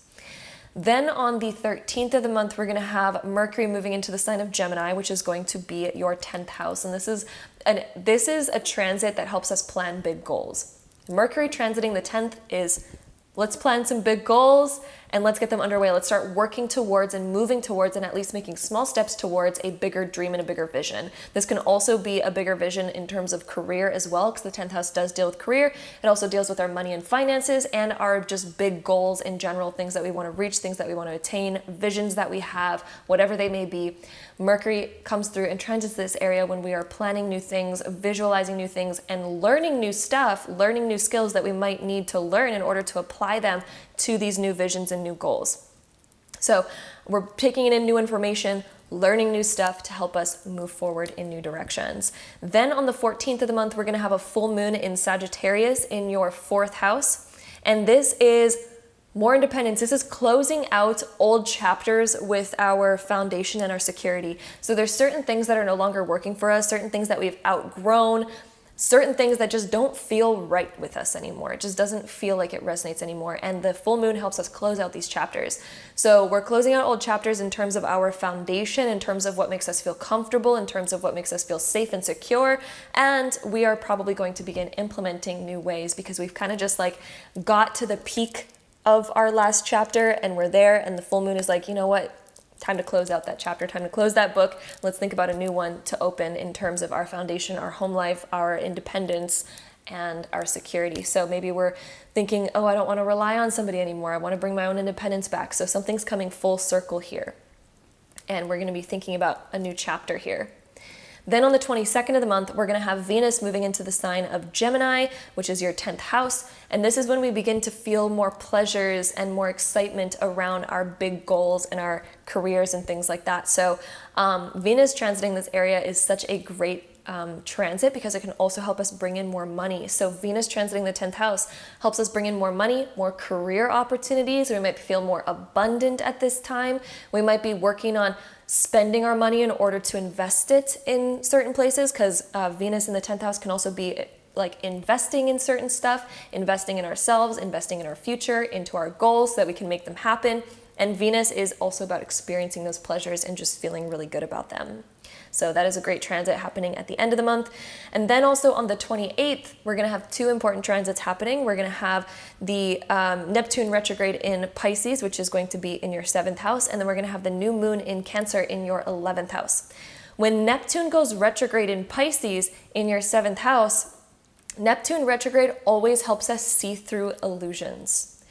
The 7th house deals with partnerships. So when Neptune goes retrograde through the 7th house, this is helping us realize where we may have certain filters on when it comes to certain relationships in our lives, where we might be wearing rose-colored glasses and seeing things as okay when they might not be okay. We might be forgiving too easily, for example, or we might be stuck in an illusion of like, oh, this is totally a good relationship. And then we realize as Neptune goes retrograde, we're like, oh, the fog has lifted. I actually don't like this. I don't like what this relationship is, because the 7th house, like I said, is all about relationships. So this could be important friendships, this could even be family partnerships, or romantic partnerships, which usually the 7th house is romantic partnerships, but it can also sometimes turn out to be friends or family members as well.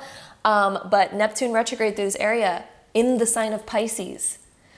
Where are we wearing rose-colored glasses when it comes to our relationships? Because this transit, which is going to be happening for a few months or a couple months, so all the month of June, or not all the month of June, it's happening at the end of June. So then all the month of July, August, we're going to be reevaluating and rethinking, maybe there's certain relationships that aren't what they seem, or maybe I've been telling myself that this relationship is good, but honestly, it doesn't do anything for me and it maybe hinders me in certain ways. So this is where we might be seeing things like that popping up. The new moon in Cancer that's happening on the same day in your 11th house is when We are beginning to use our intuition a little bit more. This is a new chapter opening in terms of friendships and in terms of what we're interested in, what we might be learning. This is new important conversations coming in with certain people as well that are bringing out new ideas for us and happening at the same time as a Neptune retrograde. It might be connected. There might be an important conversation near the end of June that's happening. That might be helping us realize this whole Neptune retrograde thing, even though Neptune retrograde is just starting. So this is just kind of like opening the door of us realizing maybe certain illusions that we were caught in when it comes to certain people in our lives. So this is all helping us clear out those old things so that we can start to create better choices and to kind of get rid of the stuff in our lives that no longer serves us. So with that being said, we're going to go ahead and shuffle the cards now to get information on your love life. So Virgo, sun, moons, and risings. Let's find out about your June love life. All right, Virgo, sun, moon, and risings, June love life. Whew, there's a lot of cards. We're gonna reshuffle because that was a lot. Okay, Virgos, sun, moons, and rising, June love life. We have the retreat card. For some reason, I'm stuttering a lot in the Virgo horoscope, and Virgos are usually very grammatically on point. That's what the sign is anyway. I'm stuttering a lot in this one for some reason. So Virgos, where are we kind of like falling off the map here? Where are we kind of like letting certain things slide that shouldn't be sliding? Or where are we being too self-critical, where we need to relax a little bit more? So we have retreat coming up in your love life. So maybe there's certain things that we need to reflect upon. Retreats can be that we need to take a step back from something in order to reflect deeper upon it. It's time to disconnect from the world. So maybe we need to retreat from love a little bit. And this doesn't mean that anything bad is happening. This doesn't indicate breakups, but it can indicate that we need to take a step backwards so that we can focus maybe inwards, or we can focus on ourselves and what we really need, or so that we can reflect on certain situations that maybe we didn't have time to reflect on yet. Maybe we didn't have time to form our own opinions on things yet. And if so, June is the month where it is calling us to kind of retreat maybe a little bit in order to reflect, in order to gain some self-growth, you know, because sometimes when we're just letting events fly by and we're not taking the time to reflect on them, we don't end up integrating them or learning the lessons, and we notice that certain things start repeating. So if you notice that certain things are repeating in your life and certain patterns are popping up, that is because we're skipping the retreat and reflection stage.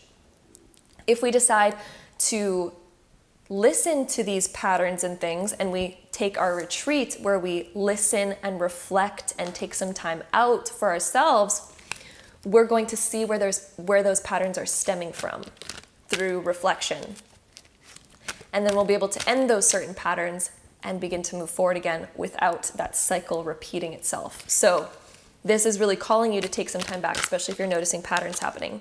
We also have the King of Swords coming in, so we're needing to reflect deeply on stuff in order to form our own opinions and also begin to speak our truth.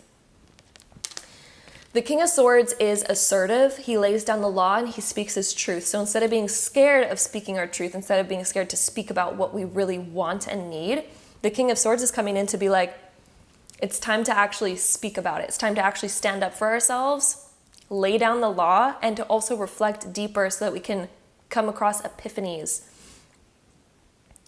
and not be scared of our truth.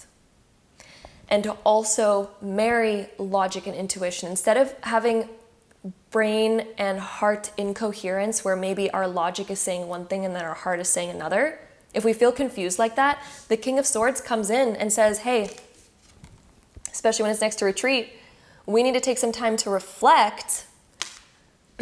Also, my throat's getting really scratchy right now, and anytime it gets scratchy in a reading, I also always take that as we're not speaking our truth. Or we're not listening to our truth that wants to come out. We're not listening to our true feelings. We might be repressing them, not speaking them, not saying them, or we feel scared to say them. That can be when we get those throat issues. So my throat's feeling really scratchy right now, so I'm taking that as a sign of what this is saying. So in order to get our brain and our heart back in alignment, what Spirit is saying, take time out to reflect, because as you reflect, you go deeper into creating these epiphanies, which help you realize, and then all of a sudden you're going to get that brain-heart coherence, and then your brain and your heart are going to be on the same page. And when your brain and your heart are on the same page, that is where truth is. Truth does not exist in logic. Truth does not exist in intuition. Truth exists when logic and intuition are on the same page. That is truth. And so what June is asking you to do, Virgos, in your love life is to get your brain and your heart on the same page, because once they're on the same page, that is what truth is. If you're confused, it is because these are not working together. When these are in opposites, of course we're going to be confused, because we're going to be like, my intuition's telling me one thing, my heart's telling me one thing, but then my brain is telling me another. That is when we get confused. That's when we're like, I don't know what to do. I don't understand this situation. In order to understand the situation, reflect on both of these. See where the disconnect is, and then see where we can get epiphanies that then bring these two in alignment and into the same agreement. So by reflecting on our logic and reflecting on our intuition, we're going to gain epiphanies. And then all of a sudden, they're going to get on the same page once we have those epiphanies. And then once they're on the same page, that is what the truth is. We also have the Magician coming up. And then we also have the Nine of Swords coming up. What is currently stressing you out? There's something that's keeping you up at night, worries, things that are keeping you up. And the reason why it's keeping you up is because it needs you to retreat, to reflect.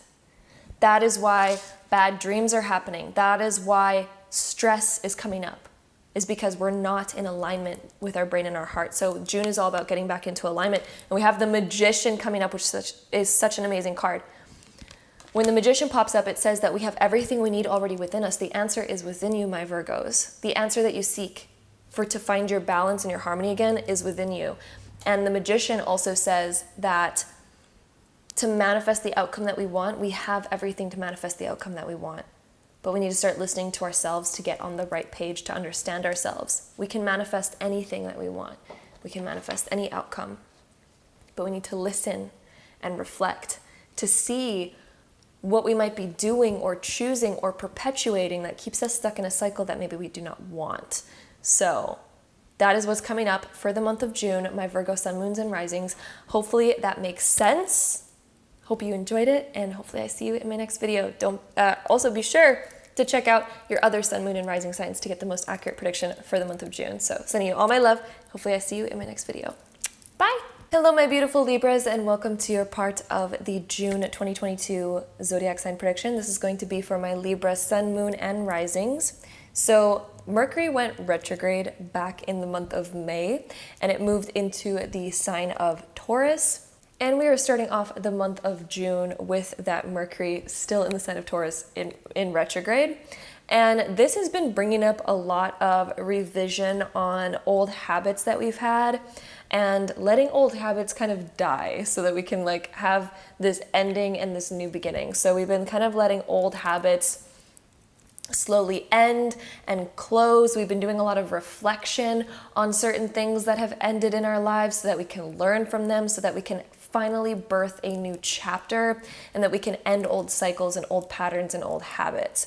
Mercury is finally moving direct on June 3rd, so we're finally integrating these new lessons, these new reflections, and these new realizations so that we can fully end out and close out these old chapters, and that we can move forward. So all these new plans and these new ideas that we've had over the last month are really starting to integrate so that we can implement them moving forward. On June 4th, we're going to have Saturn moving retrograde in the sign of Aquarius in your 5th house. And this is going to be reflecting on our fun, reflecting on our identity, and kind of starting to define ourselves more. Saturn wants definition. Saturn wants a concrete structure.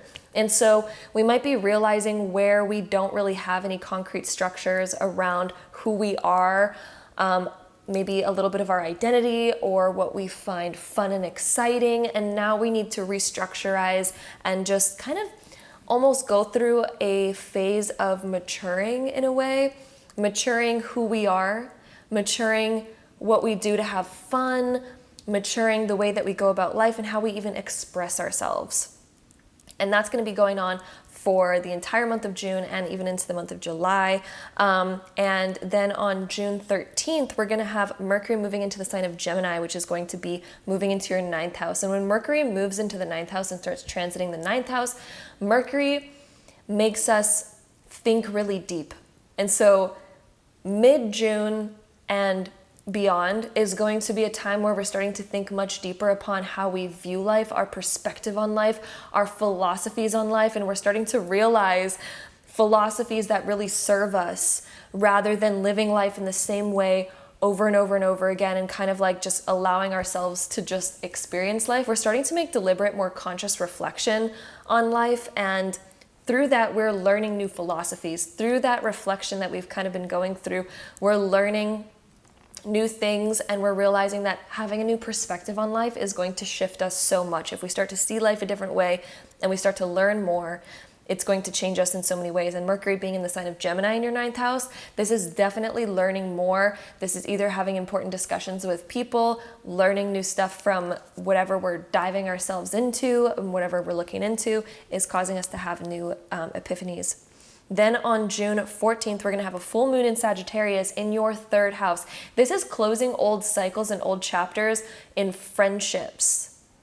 So maybe we were stuck in a certain cycle with friendships. Maybe we were like perpetuating an old paradigm, and now it's just time for a new one. Like, we are interested in closing out old chapters that are finished. So certain things that just don't feel like they resonate with us anymore, it is time for us to close down those chapters. The full moon in Sagittarius is like, in order for us to continue to expand, we're going to need to close out old chapters. We need to stop diving back into the past. We need to stop diving back into old stuff. We need to just close out old stuff and dive into new stuff. Otherwise, we just keep perpetuating the same stuff over and over and over again. So we might be realizing big things with old cycles and closing out those old chapters in terms of friendships, possibly even in terms of hobbies, things we find interesting, all that kind of stuff. Then on June 22nd, we're going to have Venus moving into the sign of Gemini, which is going to be moving into your 9th house. So there's going to be Mercury and Gemini in your 9th house transiting. And when Venus moves here, we're wanting to experience new expansion, and we're wanting to experience pleasures in life, but maybe in a different way, using the pleasures in life with these new philosophies. So as we gain these new philosophies, we're like, ooh, I have a different way of experiencing life. I have a different way of wanting to experience pleasure or wanting to enjoy my life. We're possibly even going to have new epiphanies on how we want to spend money versus save money. We're realizing all these new philosophies that now serve us better in the future. And then on the 28th of the month, we're going to have Neptune going retrograde in the sign of Pisces in your 6th house, while we also have a new moon that day in Cancer in your 10th house. So when Neptune goes retrograde, especially in the sign of Pisces, it helps us reevaluate where we might be living in a little bit of an illusion. And it helps us realize this so that we can move forward and not live in an illusion anymore. When it's in the 6th house, this deals with healing, this deals with our routine, our schedules, our dedication to our work, and realizing that maybe we need to put some work in. So Neptune going retrograde in this area is like, hey, where have we been maybe falling short or sitting in an illusion when it comes to our work or our dedication or our schedule or our health or our healing? So when it comes to our health and our healing, where are we maybe kind of stuck in a repetitive paradigm where we might be telling ourselves like, oh, it's going to get better, when we actually need to maybe take action on it? The 6th house is taking action on it. So where are certain areas where we need to put in more dedication to whatever it is that we're doing so that we can gain the outcome that we desire? The new moon in Cancer that's happening on that same day in your 10th house is making you have new goals that you want to attain and reach. So by the end of the month of June, I think you're going to be creating new goals that you want to reach so that we can begin implementing those. And we're also getting rid of old illusions so that we can move forward in a better, more understanding way. And attain our goals better. Because the 6th house and the 10th house both kind of go together very well. One of them is associated with Virgo, one of them is associated with the energy of Capricorn, and both of those are all about attaining goals, but we have to be able to climb up the mountain, but we also have to be able to climb up the mountain in an inspiring and fun way. Otherwise, we're probably going to discourage ourselves or get bored along the way and then not want to continue any further. So we're going to need to implement ways of being so inspired that we get to our goals, we get to these big things, and also making goals that are so inspiring to us that we want to work on them, that it doesn't feel like we're climbing up a huge mountain. We need to make goals that are so exciting for us to where climbing that mountain feels fun and we want to do it. So that's going to be a huge new epiphany that's coming in by the end of June. So with that being said, if you are a Libra sun, moon, and rising and you want to know about your love life in the month of June, let's get into some of the love life for my lovely Libras. So Libra sun, moon, and rising for the month of June for love life. Let's see. We have: keep an open mind. Your soulmate may differ from your usual type and expectations. So, keep an open mind. I think your tastes are changing, Libra, when it comes to your love life, the things that you want. Even if you're already in a relationship and things like that, this is all about keeping more of an open mind, because I think that you're going to go through a lot of transformations over the next little while. So, instead of rejecting ideologies, instead of rejecting so many things, I mean, unless it's like completely out of the question, but rejecting stuff or saying no to certain things may not be the best idea right now, especially in the month of June, because I think you're going to be realizing a lot and changing so much that keeping an open mind is going to be the best thing, because maybe your type is going to change as you kind of learn new things, as you mature, as you grow. And again, even if you're already in a relationship, just you might need to keep an open mind in that relationship. So instead of like maybe trying to control situations too much or trying to make things into a very specific outcome, you know, maybe keeping an open mind is a little bit better. Room for improvement, for example. So, for example, if we think that this cup is the best cup in the world and we're chasing after it, we're like, no, I only want that cup. That's it. We're closing ourselves off to the potential that a better cup might exist. We're closing ourselves off to that. So keep an open mind. Your soulmate may differ from your usual type or expectations. Even if you're already in a relationship, don't guide the relationship towards a very, very specific vision to where we're not keeping an open mind at all and we need it to be exactly this way. Because like, what if there's like the most amazing cup? Let's just pretend this one's better. There might be the most amazing cup that we're then denying. There might be something that we end up closing ourselves off to. We might be closing ourselves off to the best thing ever by controlling a situation too much. So what this is telling us is to let go of control a little bit during the month of June. And we might be realizing that we need to let go of control a little bit. We might be needing to let go of our rigidness a little bit during the month of June. We also had the Ace of Swords coming through for your love life in the month of June. So this is new mindsets, cutting away things that no longer serve us, new epiphanies, new realizations coming through in the month of June when it comes to your love life. So keep an open mind, because new information's coming through, new ideas are coming through, new desires are coming through in the month of June. So Libra, definitely keep an open mind. And then we also have Knight of Swords, so a lot of sword cards coming through. The Knight of Swords deals with jumping on a new fun idea and getting so excited to just go on that quest and dive into it. Although it's going to be important, Libra, to not act too fast. The Knight of Swords, he's very excited to act on his new ideas and very excited to just get attached and jump into things really quick.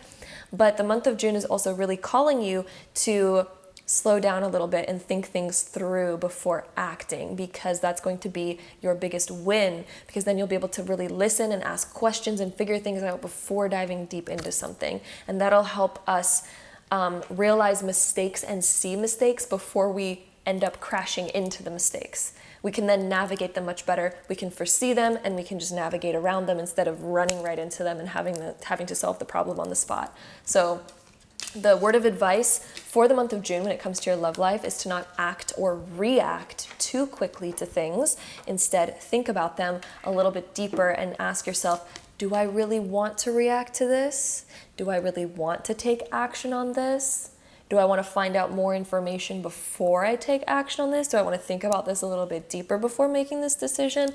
All of those questions are going to be very important in the month of June for your love life to help navigate it properly and to help get to the goals that you really want to get to. You can get to those goals and you can achieve those goals by keeping a much more open mind and also thinking about things in the bigger picture. Bigger picture is like key word for the month of June. So that is what we have for my lovely Libras, sun, moons, and risings. Again, don't forget to check out your other sun, moon, and rising sign to get your most all-encompassing accurate horoscope for the month of June. Hope you guys enjoyed it, and hopefully I see you in my next video. Bye! All right, so my lovely Scorpios, welcome to your part of the horoscope for the month of June. This is for my Scorpio sun, moon, and risings. So we start off the month of June with Mercury still retrograde for the first 3 days. It went retrograde back in May when it went back into the sign of Taurus, which has been affecting your 7th house. This can bring back people from our past. This can bring back exes, or this can make us start reflecting on past choices or past experiences around relationships so that we can begin to learn from them, and we can gain more wisdom and intelligence and knowledge from reflecting on, these previous conversations or previous experiences that we had. And then we're reevaluating what we really want in our life and what kind of people are really equal to us and what kind of people really resonate with us. So Mercury retrograde has been making us kind of have more of these realizations over the past month, but then on June 3rd, Mercury is going to go direct in your 7th house in the sign of Taurus. And as it goes direct, we are now integrating and implementing all that we've learned over the past month, which is going to be great. On the 4th of June, we're going to have Saturn going retrograde in Aquarius, which is going to be affecting your 4th house. So this is rethinking our foundation, our security, our independence even, because the 4th house is our roots, where we're rooting ourselves. And maybe we need to have a bit more boundaries here to where we can feel more secure, we can feel more in control in this area, or that we can feel like we're actually attaining the goals that we desire. So we're going to have to implement probably a little bit more of a stricter plan in terms of our goals or our foundation so that we can actually get to where we want to go. Because if we don't have if we have an unstable foundation, or if we're relying too much on other people, sometimes we can feel insecure in certain areas, or sometimes it hinders us from moving forward towards our goals. So as Saturn goes retrograde in this area, for all my Scorpios, it is going to be helping you implement better boundaries and more security in terms of your foundation and your home as well. So it'll be helping you kind of create a better environment there. Then on June 13th, we're gonna have Mercury moving into Gemini, which is in your 8th house.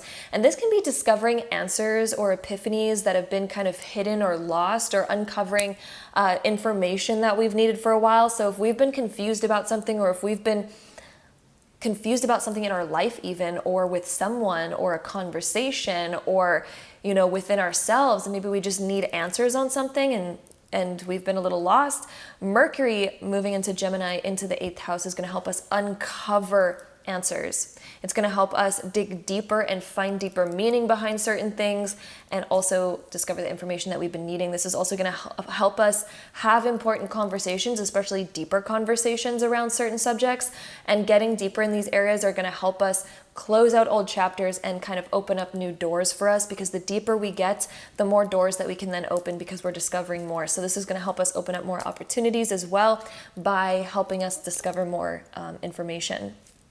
And that also can deal with ending certain habits as well, because Mercury in this area in the 8th house can also help us end old habits. On the 14th of the month, we're going to have a full moon in Sagittarius, which is going to be in your 2nd house.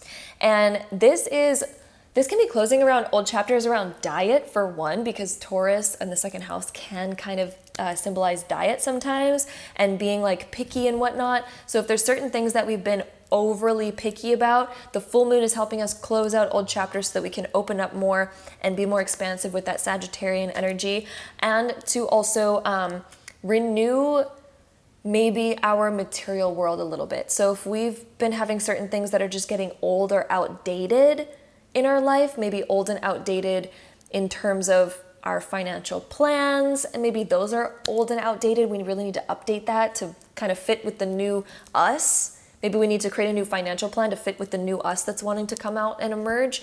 Maybe we have new goals and dreams, and we just need to create a new plan for ourselves that actually fits and works with us. But this can also be material renewal, because maybe certain stuff around us is getting outdated that we just feel like we need to update.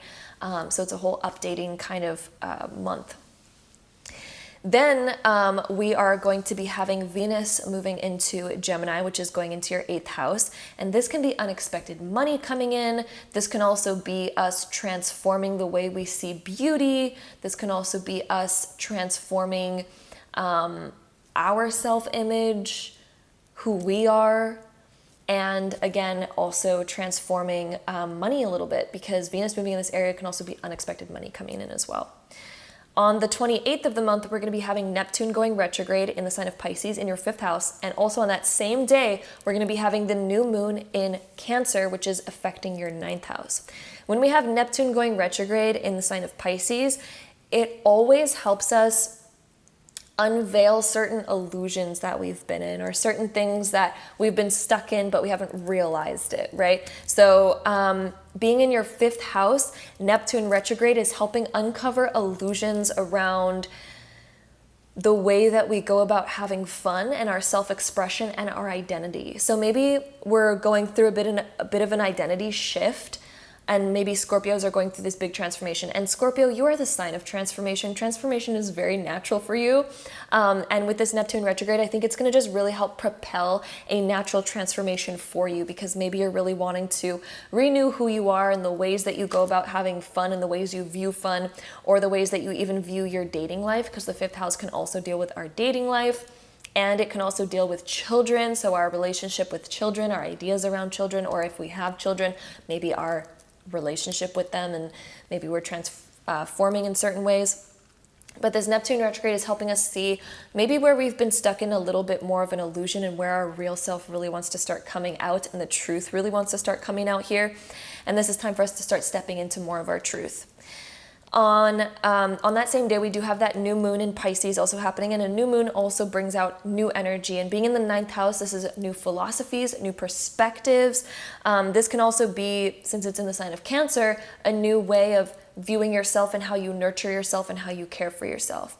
Maybe there's a new kind of you that wants to come through, or maybe you're realizing that you have certain needs that need to be met, and we're trying to figure out how can we meet those certain needs. So that is what we have for my lovely Scorpios during the month of June. Those are those major transits that are coming up for my Scorpio sun, moons, and risings. And with that being said, let's get into a bit of your love life for the month of June. So my lovely Scorpios, sun, moons, and risings, let's see what we get for your love life in the month of June. Let's see, Scorpio, sun, moon, and risings for the month of June.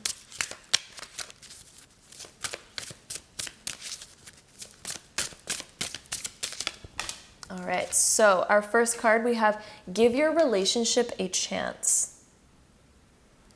I feel like this also deals with giving yourself a chance, seeing yourself as worthy. It also says work on your partnership. So if some of you are in a relationship, maybe it's time for you to bring more focus towards your relationship rather than towards your personal life. Maybe it's time to kind of focus on relationship, which is interesting because we had a lot going on in your 7th house with Mercury kind of going retrograde over there and reaching your 7th house for the past month, and then going direct again. So there's a lot going on in relationships in that aspect. So maybe we're needing to focus our energy more on the relationships that we do really want. We also have the Hangman right here. So maybe there's certain things that we need a new perspective on. Maybe there's certain things that we need to reflect on a little bit more so that we can learn from them.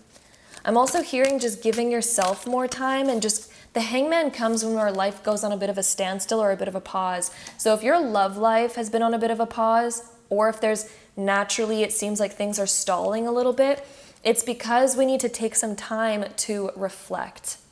The universe is slowing us down so that we can reflect on certain things. And when we reflect, we can gain new epiphanies, new perspectives, and then those help us move forward again. So reflection and taking pauses is so normal. It is so natural. So maybe things are slowing down for us to take a moment and pause and reflect and give our relationship a chance. This is also, again, giving yourself a chance.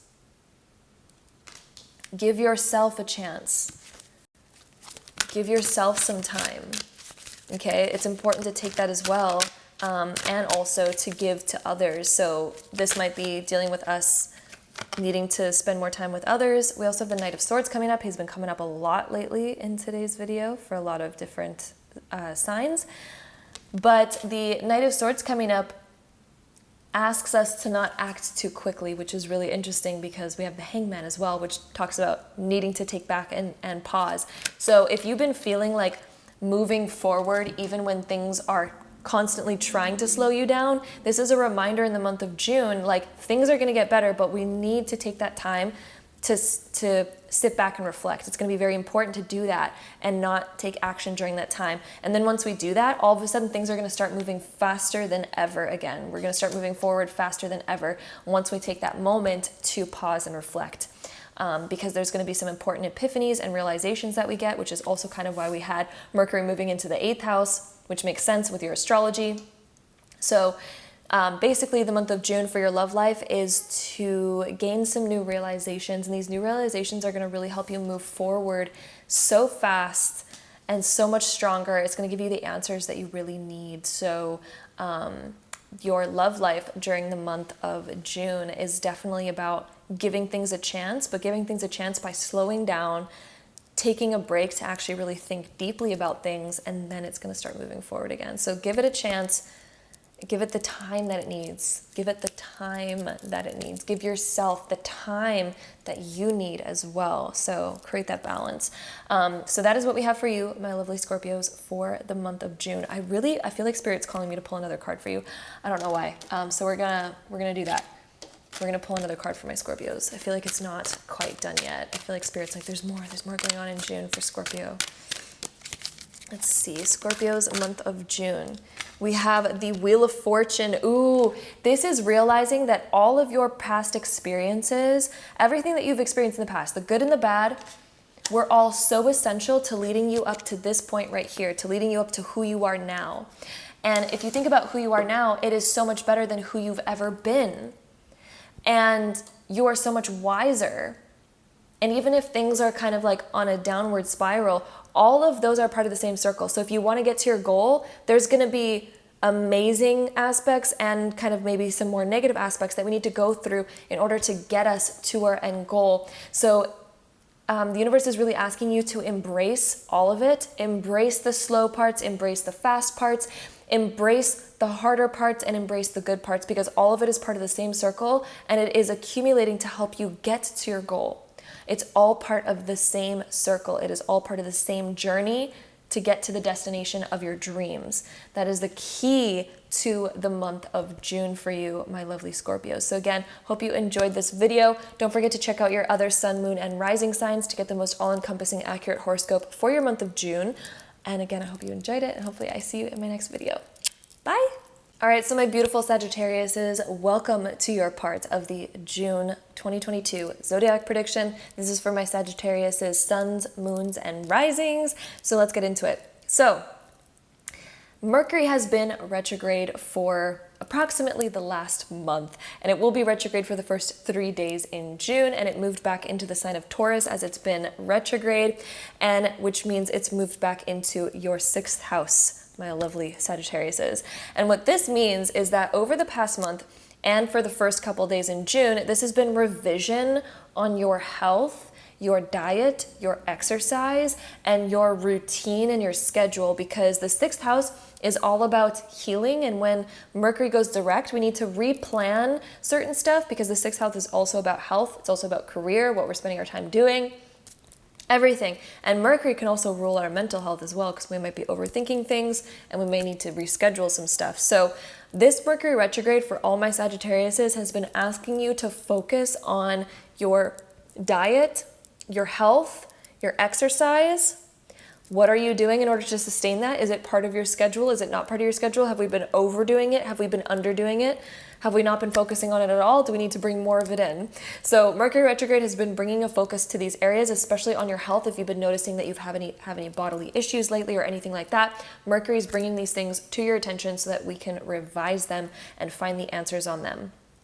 And this can also be, maybe we're feeling burnt out. Maybe our schedule is too much. So maybe our health is okay, but maybe in terms of our energy, or maybe in terms of how much we're doing, how much we have on our plate, maybe our schedule is out of whack. And Mercury is asking us to go back into our schedules and what are we doing in excess that we can maybe trim down a little bit in order to create more balance so that we're not feeling burnt out. Or maybe do we need to add more things into our routine so that we're actually accomplishing our goals? So which side of the spectrum are we laying on? We need to find a little bit more balance, whether we're overdoing it or underdoing it. We need to find more balance within health, diet, exercise schedules, routines, and what we're doing. So that is what this Mercury retrograde is bringing. On June 3rd, though, Mercury is going to move direct, and this is going to help you implement these new realizations so that we can actually begin to shift that schedule to work for us. So we can actually have that balance and create more of a healthy environment in our lives. On the 4th of the month, we're going to have Saturn moving retrograde in the sign of Aquarius, which is going to be in your 3rd house. This is when we start reflecting on maybe conversations, reflecting on the things that we are learning, and maybe we're realizing that we need to take more time to learn new things. Maybe we're needing to take more time to just expand ourselves in terms of what we know.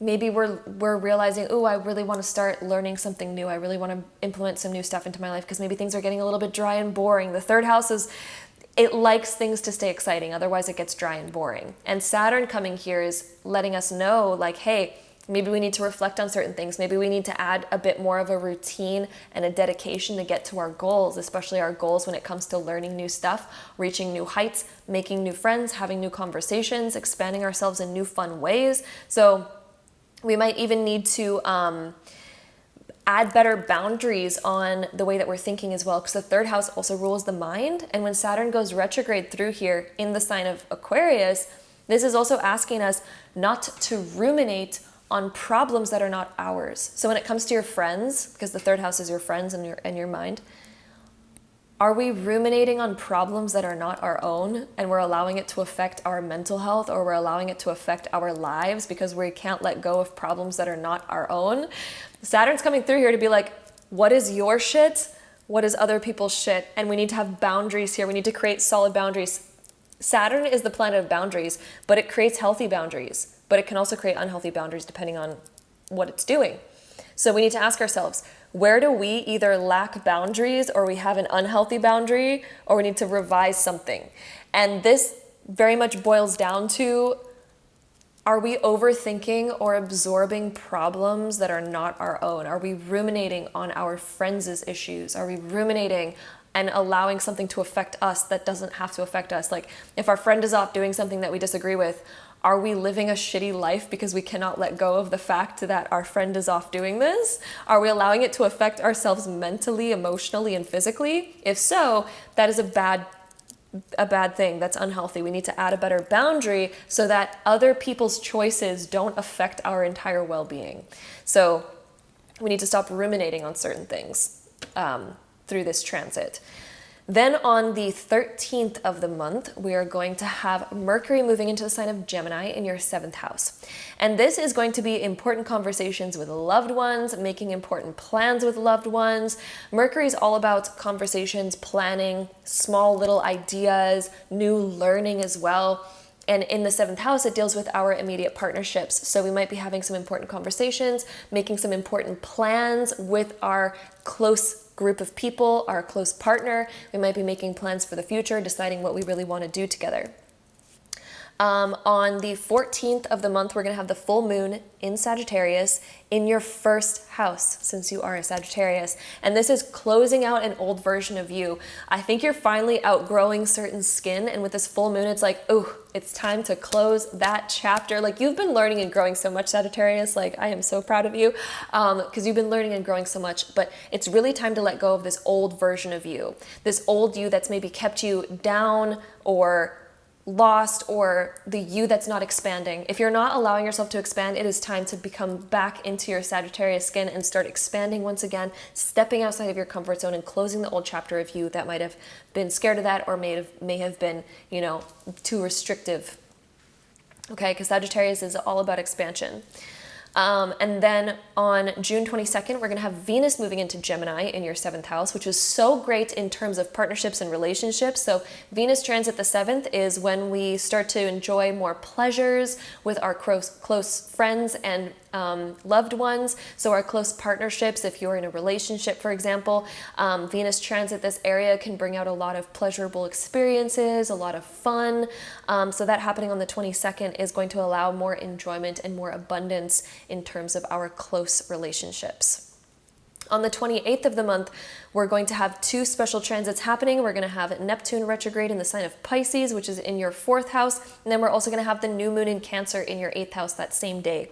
So the Neptune retrograde in Pisces, anytime Neptune retrogrades, especially in the sign of Pisces, it uncovers where we might be in a little bit of an illusion. So Neptune rules illusions, and so does Pisces. It's where we wear rose-colored glasses. So there's something in the 4th house, and the 4th house deals with our foundation, our security, and our home life, where we may have been wearing rose-colored glasses and we're overlooking certain things that are now going to become more relevant, and we're going to realize, oh, you know, maybe I kind of like overthought that, or maybe I kind of like was living in a bit of a fantasy hoping that this would turn out like this, but now I'm kind of realizing the reality of it. We're realizing the reality of something where we're like, I need to have a bit more security in my life maybe. Maybe we're needing to focus more on our independence. Maybe we're needing to focus more on our foundation and feeling secure. Maybe we're asking ourselves, where do I really want to root myself in the world? Because the 4th house is where we put our roots. Maybe asking ourselves, where do I really want to root myself? But at the same time, we're going to have a new moon in Cancer at that same time. So this is also opening up new opportunities, probably around that home life, because these 2 energies are happening at the same time. But this is also happening in your 8th house. So this new moon is asking you to close a chapter and open a new one, especially in terms of the 4th house, your foundation, and things like that. So this is time now. Since these are also kind of almost going to be in a little bit of a trine, since they're both in water signs, this is really asking you to close out an old chapter in your home life, or maybe with your independence, and to open up a new one.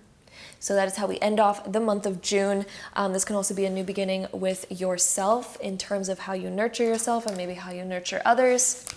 So with that being said, my lovely Sagittariuses, let's also find out a little bit about your love life in the month of June. So all my Sagittariuses, suns, moons, and risings, let's see your love life in the month of June. We have Worth Waiting For coming out. So divine timing is at work in your love life. So if we're getting impatient with certain things, or if we're wondering, oh, when is this going to happen? When is that going to happen? There's divine timing at play. If certain things are happening a little bit slower than you would like, divine timing, just trust it, because there's something better waiting for you on the horizon. It's almost like rushing something to happen, but the universe is like, oh my God, wait, because if you waited till this specific time, you would also experience this and this and this and this and this and this and this other good thing. So please wait for the right time instead of rushing it. We might be rushing to a certain goal, but that goal might be better at a different date. For example, we might be rushing to have, like, it's almost like, I don't know, let's just say you're like planning a wedding. I don't know why I'm like thinking about that right now, but let's just say you're planning a wedding and you're like, oh my God, it has to happen on June 11th. And maybe the universe is like causing all these delays, all these problems, and maybe we're finding June 11th is a hard day, but we're just trying to resist it. And we're like, no, I need to happen, it has to happen on that day. Divine timing. There's such thing as divine timing. Maybe all these things are getting pushed back because maybe July 22nd or something is all of a sudden going to be the best date ever. So if we would just go with the flow of it and listen to where things are pushing us, divine timing might be at play, because maybe all of a sudden the sun is going to be shining that day. And maybe June 11th was going to be this gloomy, rainy day that we weren't wanting. And then the universe is like, trust me, just trust me. And then maybe on July 22nd or something, there's going to be something special happening that day. Like maybe, I don't know, all of a sudden, getting the most random examples to my head, but like hopefully it's making sense and you can use it as a metaphor to your own situation. But imagine, like, I don't know, like maybe we wanted Ed Sheeran to like sing at our wedding, and he's randomly going to be at that venue or at that hotel, and then he's going to hear that we're having a wedding, and that the bride is like such a fan of Ed Sheeran, and then all of a sudden Ed Sheeran's like, oh, well, how about I just surprise him with an amazing song? Like, and then all of a sudden we're like, thank God I did not get married on June 11th, and thank God I waited till July 22nd. Thank God I listened to all those things, because all of a sudden all of these things aligned in the most perfect way. So the whole reason why I'm mentioning this example, which it's a random example, but the whole reason why I'm mentioning this is because when this card comes up, that is what this card is talking about. If there are certain things that are not happening as fast as you would like them to, trust it, because when they do happen, it is going to be more better than ever. It's going to be more better than ever. Definitely the proper grammar right there. But yeah, the next card that we have the King of Wands, which is very Sagittarian. It is time for us to sit back and allow life to kind of also, we need to listen to life as well as taking action. We also need to sit back and listen to life as well. So the King of Wands coming through is asking us to listen as well, and also be a bit of a leader, and to realize like, okay, if certain things need us to slow down, we're going to slow down. We're not going to charge forward, press forward. We're going to listen to the world as well. King of Wands knows when to listen and to not act, and to sit back and let things happen for him rather than forcing stuff. Because the King of Wands is also not moving. He's in his throne. He's not like the Knight of Wands where he's moving forward. This is a time where we don't need to press forward. We kind of just need to sit back and also allow things to kind of take care of themselves, allow things to come to us, allow things to be created, rather than pursuing. Part of the process is also sitting back. We also have the High Priestess, so sit back and wait. So Sagittarius, there's something in your love life where it's urging you to wait for better. And even if you're in a relationship, it doesn't mean like wait for a better relationship. That's not what this would be pertaining towards. If you're already in a relationship, this could be saying like, if you have certain plans for your future in your love life, certain goals that you want to reach in your love life, maybe it's best to kind of take a back seat for a second and let things unfold naturally. Don't force things. Don't be like, oh my God, I need to rush into this right now. I need to rush into this next goal. I need to force this next goal to happen. It's saying, hold on a minute. Something new is going to be revealed. And the High Priestess always comes in when this card and this card are the exact same card. Like literally both of these are the exact same card. This is saying wait before acting, because if we act too soon, so for example, if we're trying to buy a house and we see one that we're like, oh my God, that one's perfect, it's amazing. But then we have the High Priestess come in. The High Priestess comes in and says, don't rush into it, because wait like maybe a little bit and you might realize that something even better comes in. Or maybe you're gonna wait a little bit and then the price is gonna drop, because maybe that house isn't gonna sell out like we thought it would. Maybe the price is gonna end up dropping, or maybe we're gonna find something so much better.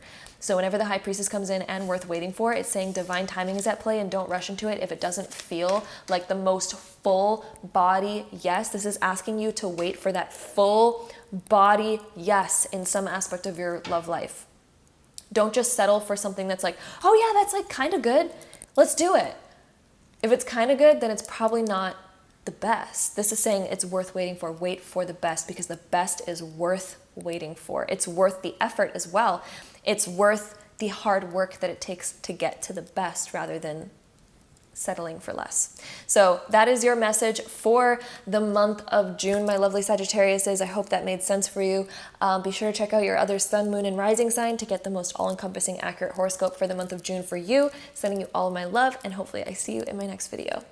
Bye. All right, so my lovely Capricorns, my Capricorn sun, moon, and risings, welcome to your part of the horoscope. So we start off June with Mercury still being retrograde. It's been retrograde for most of the month of May, and it went back into the sign of Taurus, so it's been transiting back into your 5th house. And over here it is helping you kind of really rethink maybe what your hobbies are, what your interests are. This is also the house of dating and children, and also your identity and what you enjoy doing, the areas that we have fun in. And so when it's going retrograde through this area, this can help us sort of revise certain things around dating or children if we have children in our lives, or even how we have fun or the interests that we have, our identity, our ego, how we express ourselves in the world. So Mercury is helping us add new ways of expression, and we might find new creative ways of expression. We might even like go back into the past, like old things that we used to be interested in might become interesting again while Mercury's been retrograde through this area. And then as it moves forward, we implement these new kind of interests into our new life. So we might be renewing old interests and finding fun in them again, or we might even be discovering brand new ones. But Mercury is going to be moving direct on June 3rd in your 5th house, so it's now going to finally be moving forward. We're implementing all these new things and helping us push forward in these new ways. Then on the 4th of the month, we're going to be having Saturn going retrograde in the sign of Aquarius in your 2nd house. This can be replanning like our finances. This can be new learning. This is also the transit of recycling stuff. So we might be like recycling old ideologies. We might be going back onto the past in certain things and realizing like, ooh, that financial plan was like a lot better for me. Or when I was living life like this, that was a lot more sustainable and better for me. So this could be recycling like old ways of being.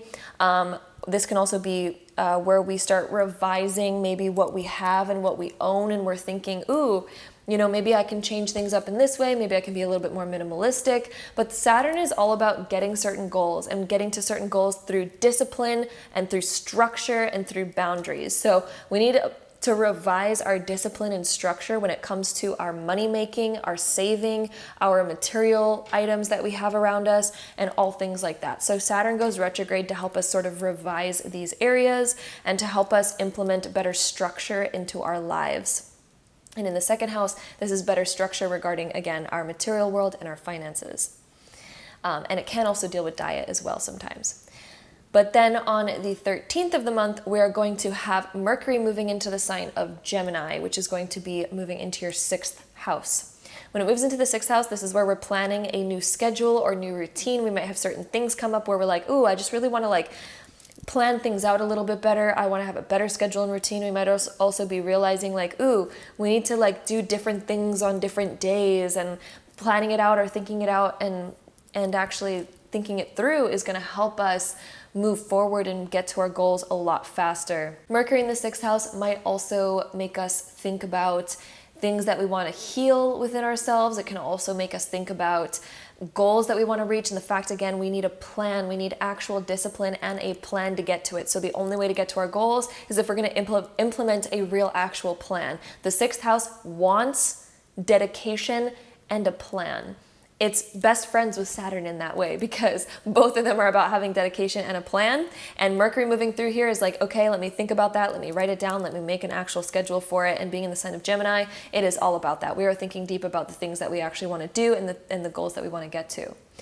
Then on the 14th of the month, we're going to have a full moon in the sign of Sagittarius, which is going to be in your 12th house. And this is closing out old mindsets that are no longer working for us, closing out old chapters when it comes to like just stuff that just doesn't really matter at the end of the day. Like the 12th house stuff is like, okay, like that happened and that happened. Do I really want to hold on to that anymore? Do I really want to hold on to that anymore? So the full moon is helping us just close out old-ish that we no longer want to hang on to anymore. On the 22nd of the month, we're going to have Venus moving into the sign of Gemini, which is going to be in your 6th house. And this is helping add a little bit more fun to that new routine. So as we're kind of like making those new routines and new kind of dedications and structures to our lives in order to get to our goals, Venus is now coming in here to kind of beautify it a little bit so we can have more fun and more pleasure while doing so. Venus moving here is also going to help us realize that, hey, maybe I want to work a little bit more on like my appearance, my body, my health, because the 6th house can also be working out. It can also be diets and things like that. With Venus moving over here, we're going to have a bigger focus on our diet and also on our exercise, because we're like, you know what, maybe I've been letting things kind of slide and go for a little bit. Maybe I need to get back on the grind, back onto a routine to help kind of get to the goals that I want to get to. But Venus again makes it a more fun way of doing these things, and it also brings more of this realization towards our appearance as well. On the 28th of the month, We are going to have 2 special transits. We're going to have Neptune going retrograde in the sign of Pisces, which is in your 3rd house, and we're also going to have a new moon in Cancer in your 7th house. So Neptune going retrograde in Pisces in the 3rd is anytime Neptune goes retrograde, it digs up certain things that we are slightly in an illusion with. So we might be telling ourselves like some things like, oh, it's like totally great. And then Neptune going retrograde makes us rethink and go, maybe that wasn't so great. Being in the 3rd house, this deals with our friends, certain communication that we have, certain acquaintances, small plans that we have, and little hobbies that we have or small interests. So with Neptune going retrograde in this area, we might be rethinking certain interests, or we might even have certain belief systems that get questioned a little bit. Maybe we're discovering new information that makes us question certain belief systems, and maybe we're like, oh, I want to research deeper into these certain things. I want to find out more about this and more about that, because we're reaching new information that we find very interesting. It's opening us up in new ways. The new moon in Cancer in the 7th house is helping us focus more on nurture and also on new people as well. So we might also meet a new significant person whenever we have a new moon being in the 7th house. So there could be a new important person coming into your life, or this can just deal with the fact that we are renewing maybe our idea of who we do want in our lives and who we're going to accept into our lives. So with that being said, and this can also deal with how we nurture those that we love. So the new moon in the 7th house can also deal with maybe how we nurture and show up for those that we love. So maybe that is also shifting as well. So with that being said, let's go ahead and shuffle the cards to help find out what is happening in Capricorn, Sun, Moon, and Rising's love life during the month of June. So we have the retreat card that came up. That also came up for another group as well. And we're going to try to get one more card here from the Oracle deck. We also have reconciliation. So we have reconciliation and retreat coming up for Capricorn's love life in the month of June. We're also going to get some tarot cards on here. So let's see what we get. I think that there's something to forgive in the month of June for Capricorns. There's something that needs forgiveness, maybe between you and another person, or this can even be getting closure on certain things. We also have the Strength card coming up. So this is about us not letting our anger get in the way, and this is also not letting our animal instincts be the reactions to everything. I'm seeing apologies and forgiveness being a theme in the month of June for Capricorns. And this doesn't necessarily have to deal with just your love life. This could also be with an important friendship maybe for some of you, or again with your love life, or maybe with an ex, something like that, or with somebody you're currently with your partner. But with Strength coming in too, this is really teaching us how to forgive and how to bite our own tongue and forgive for the sake of forgiveness and love.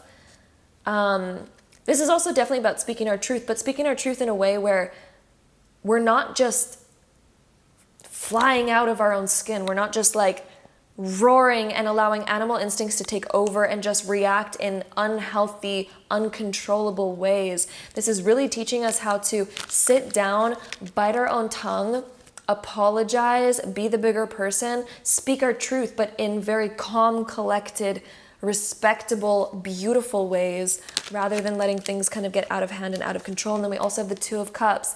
There's a deeper connection coming out of this. So whether we're already with somebody, or maybe, maybe something in our past needs to kind of like get an apology, but there is some sort of like reconnection and some sort of forgiveness that's happening, and we're getting closer because of it. You're getting closer to your loved ones because of this new sense of self that's coming through. So there is apologies coming through. This could also be you receiving an apology from somebody as well.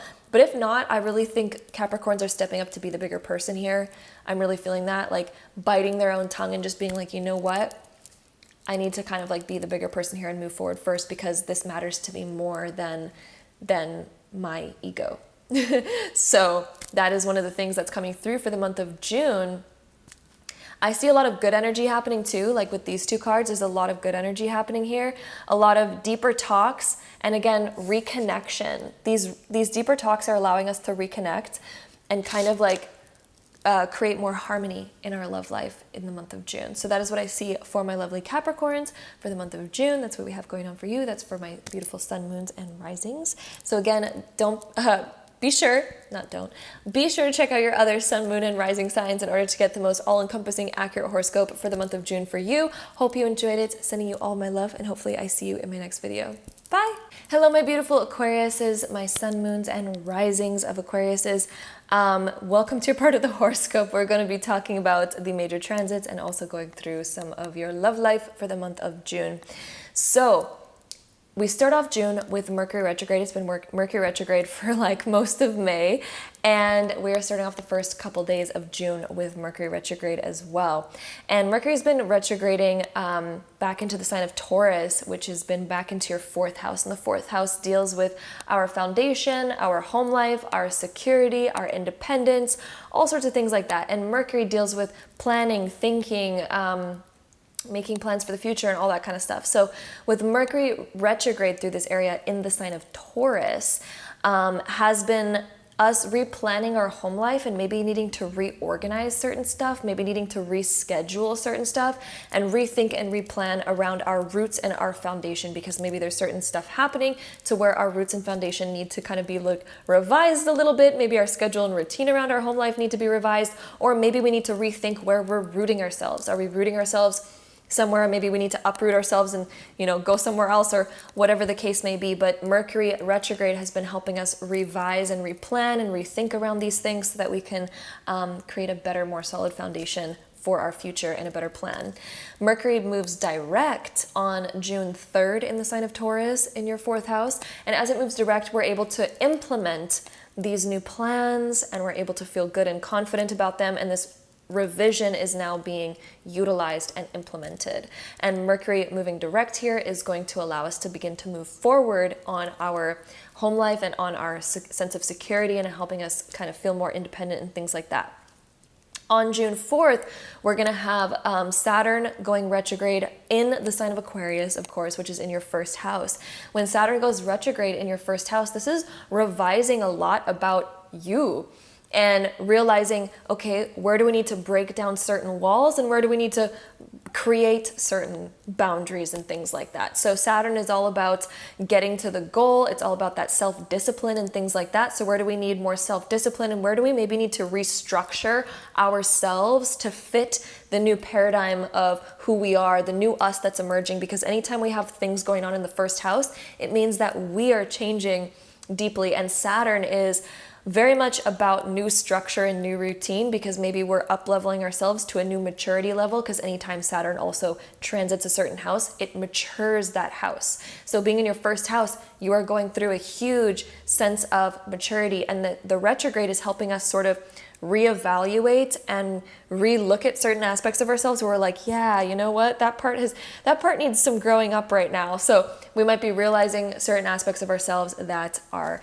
just maturing, but in a good way. We're not like being immature about it or anything like that. I mean, Saturn is also a very positive planet, even though it can feel kind of a little bit rough at times. Saturn is a very positive planet and matures us and grows us into very wise beings. So at the same time, Saturn is giving blessings by going retrograde through the first house. It's transforming you in a beautiful way.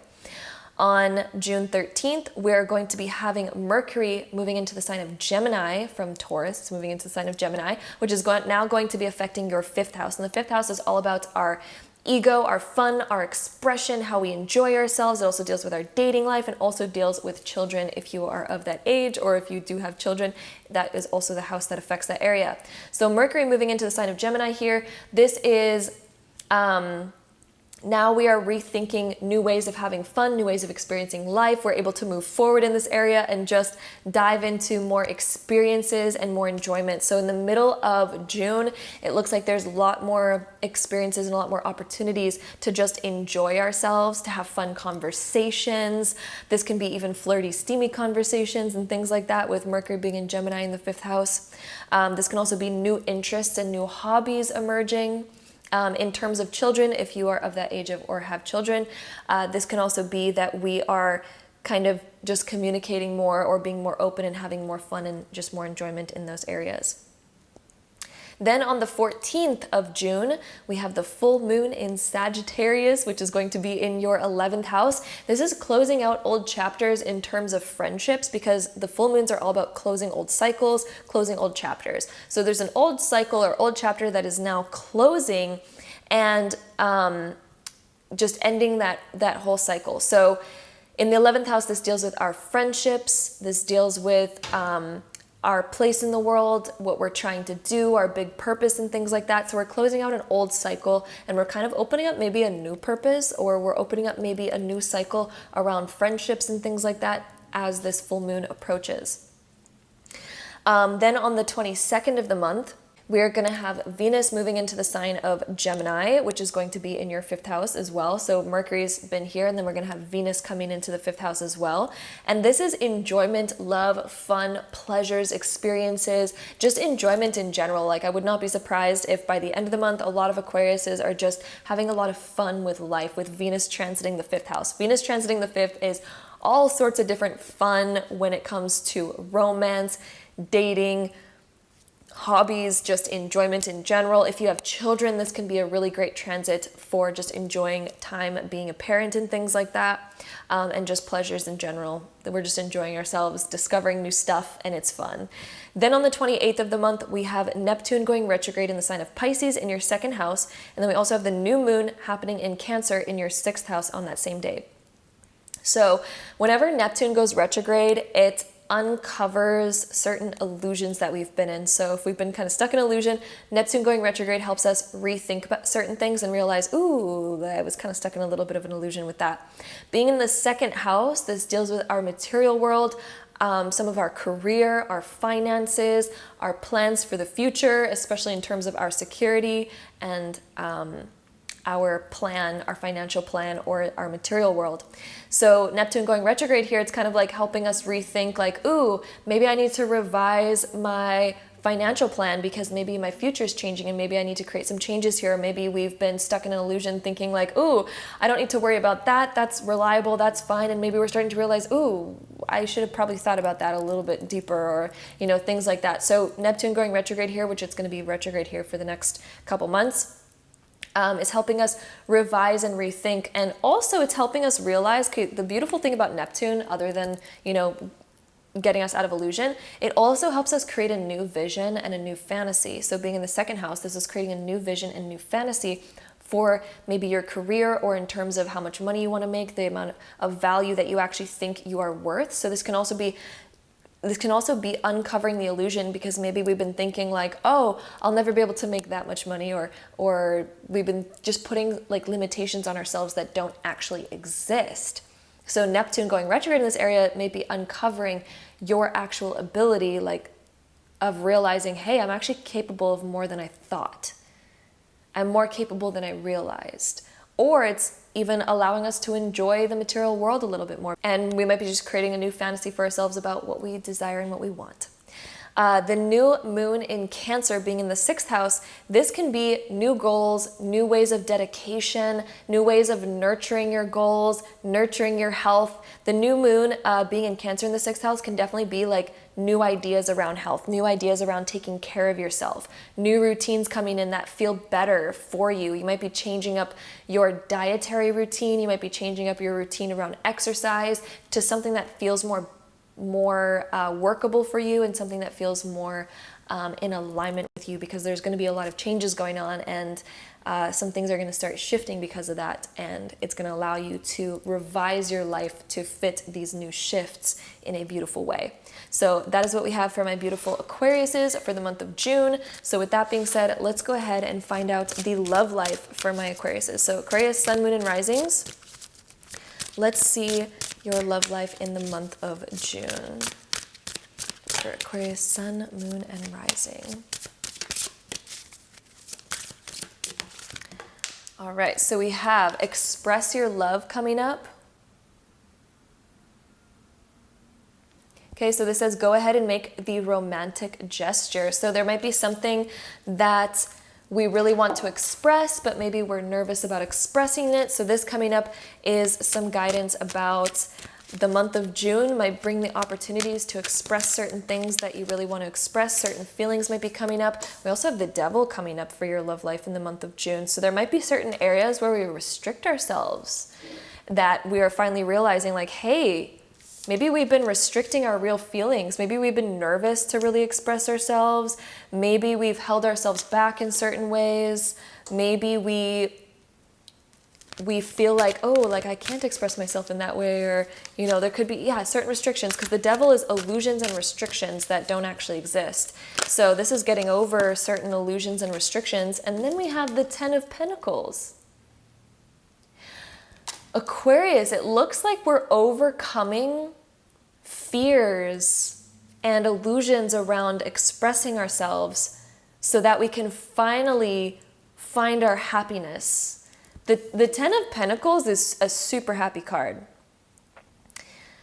But we can't get to the 10 of Pentacles without unchaining ourselves. So if you restrict yourself in certain ways, the month of June is all about releasing yourself from those chains, releasing yourself from needing to hold back all the time. And this is just finally coming to your full expression of authenticity, and to just more enjoyment, really, like just more enjoyment in general, just allowing yourself to be you. So that is what is coming up for your love life in the month of June, is just kind of getting over those restrictions. And it looks like as you do that, things just get so much better.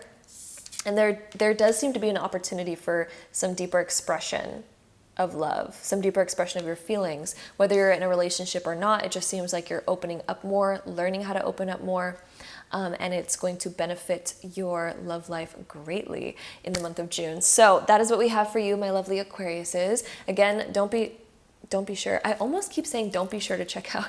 What I mean to say, please be sure to check out your other sun, moon, and rising signs to get your overall all-encompassing horoscope for the month of June, so that it can be the most accurate horoscope for you.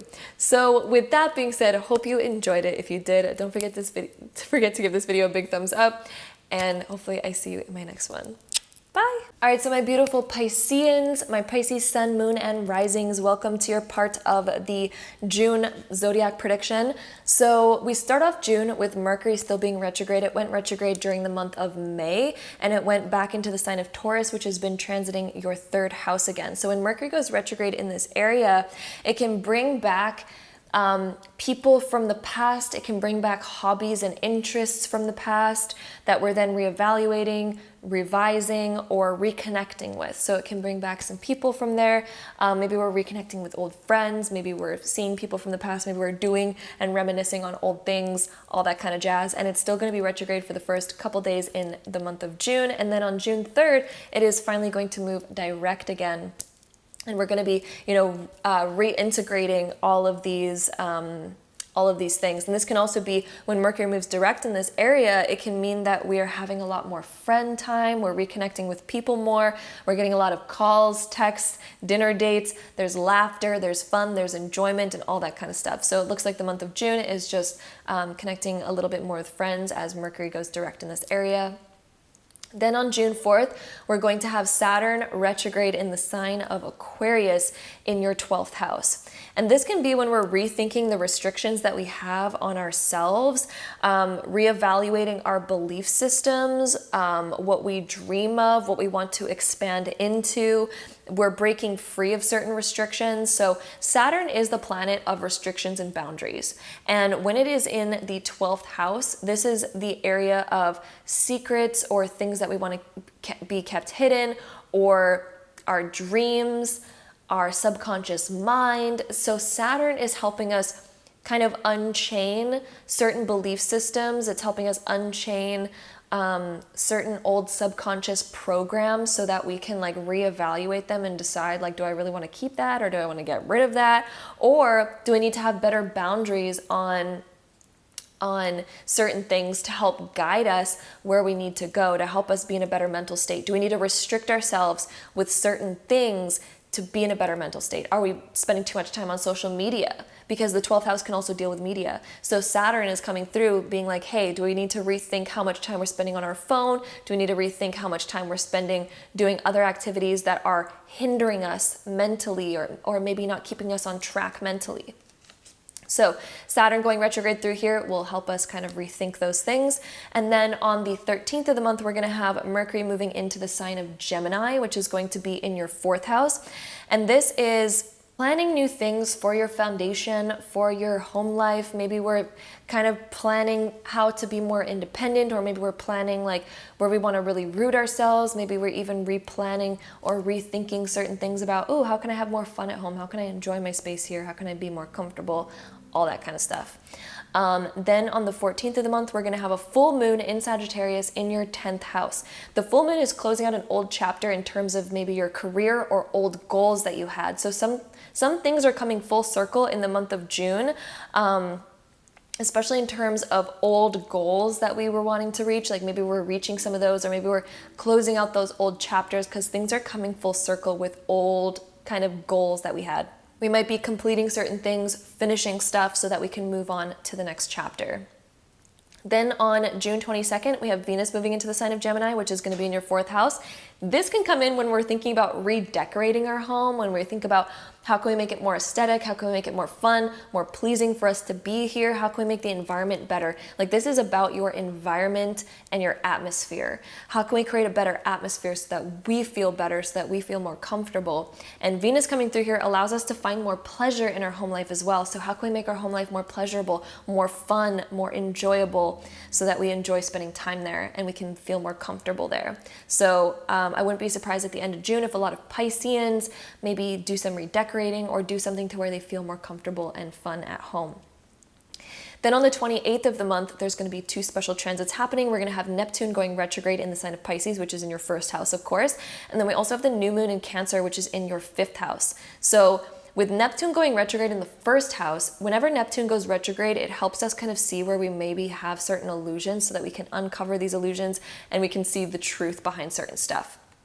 Happening in your 1st house, this would be uncovering who you really are, rather than living in an illusion of other people or the things that we consume, or the things that we're watching all the time and perpetuating certain ideas of who we are, or becoming like those that we're around and things like that. This is really starting to uncover who you really are, my Pisces love. Like Neptune going retrograde in this area is really helping you see your life for what it really is and to see yourself for who you really are. And through this, we're going to be able to make beautiful revisions on who we are so that our real self can emerge and start to live the life that you really, really, really want to live. Like this is really asking you to maybe go through a reinvention of yourself. And then this new moon that's happening in Cancer on that same day, which is almost making a trine there because they're both in water signs, in your 5th house is asking, what do you really enjoy doing? What makes you feel like you're having fun? There might be new hobbies and new interests coming in, and it could be around something that you also feel nurtured by, something that feels good to do, something that just feels in alignment with you. There could be new interests coming in up at the end of the month as well through this new you that's emerging and this new moon that's happening at the same time. So we're really uncovering and letting go of certain aspects of ourselves that aren't really us. And we're able to let those go and allow our real authentic self to kind of start to come through. So you think you're going to be letting go of old things. And with that being said, let's go into Pisces love life for the month of June. So Pisces, sun, moon, and rising. Let's find out a little bit about your love life in the month of June. So we have unrequited love coming up. So there's not enough attraction or chemistry to keep this relationship going. So anything that you just don't feel like is a full body yes for you, anything that you don't feel fully into, is being highlighted in the month of June for us to just let go of it. Like, let's just let go of the things that are just not feeling fully us, you know? And let's also pull some tarot cards on this as well. So even if you're in a relationship, this doesn't mean that the relationship is ending by any means or anything like that. It can just mean that if we don't feel like pursuing certain things, if we don't feel like in full alignment with it, maybe it's time for us to rethink the direction that we are going in and what we're doing, and to stop kind of giving into the things that just don't feel like full love for us, or maybe we need to revise them so that we can feel full love within certain things. So if we're not feeling full love when we're, you know, cooking dinner with our partner or something, like how can we make that moment feel more loving? How can we make certain things feel more loving? How can we make our day feel more inviting and romantic and loving? It's time to start romancing things a little bit more. So in the month of June, this is all about figuring out, where do you really feel love? Where do you see love? So that you can keep love moving forward. Because maybe we're not inviting enough love in, and things might feel like they're slowing down, or maybe we feel like we're just not feeling love like we used to, but it's because we need to put effort in towards that. We need to put time and effort into that. We also have the Queen of Swords coming up. So where are we maybe blocking off our heart from experiencing love?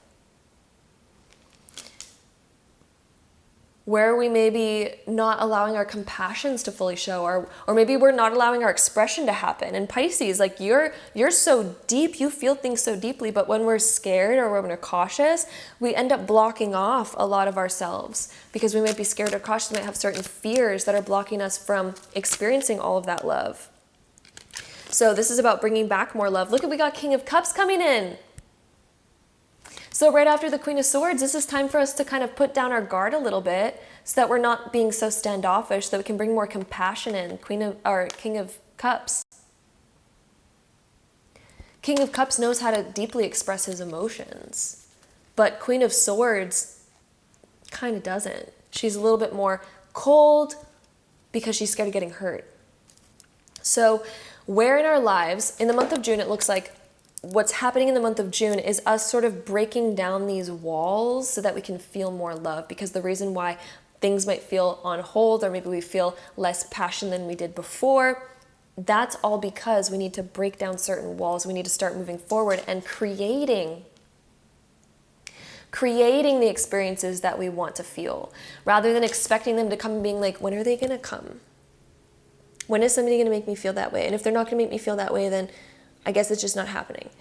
No, this is about, hey, there's going to be no love coming if we don't know how to create it for ourselves.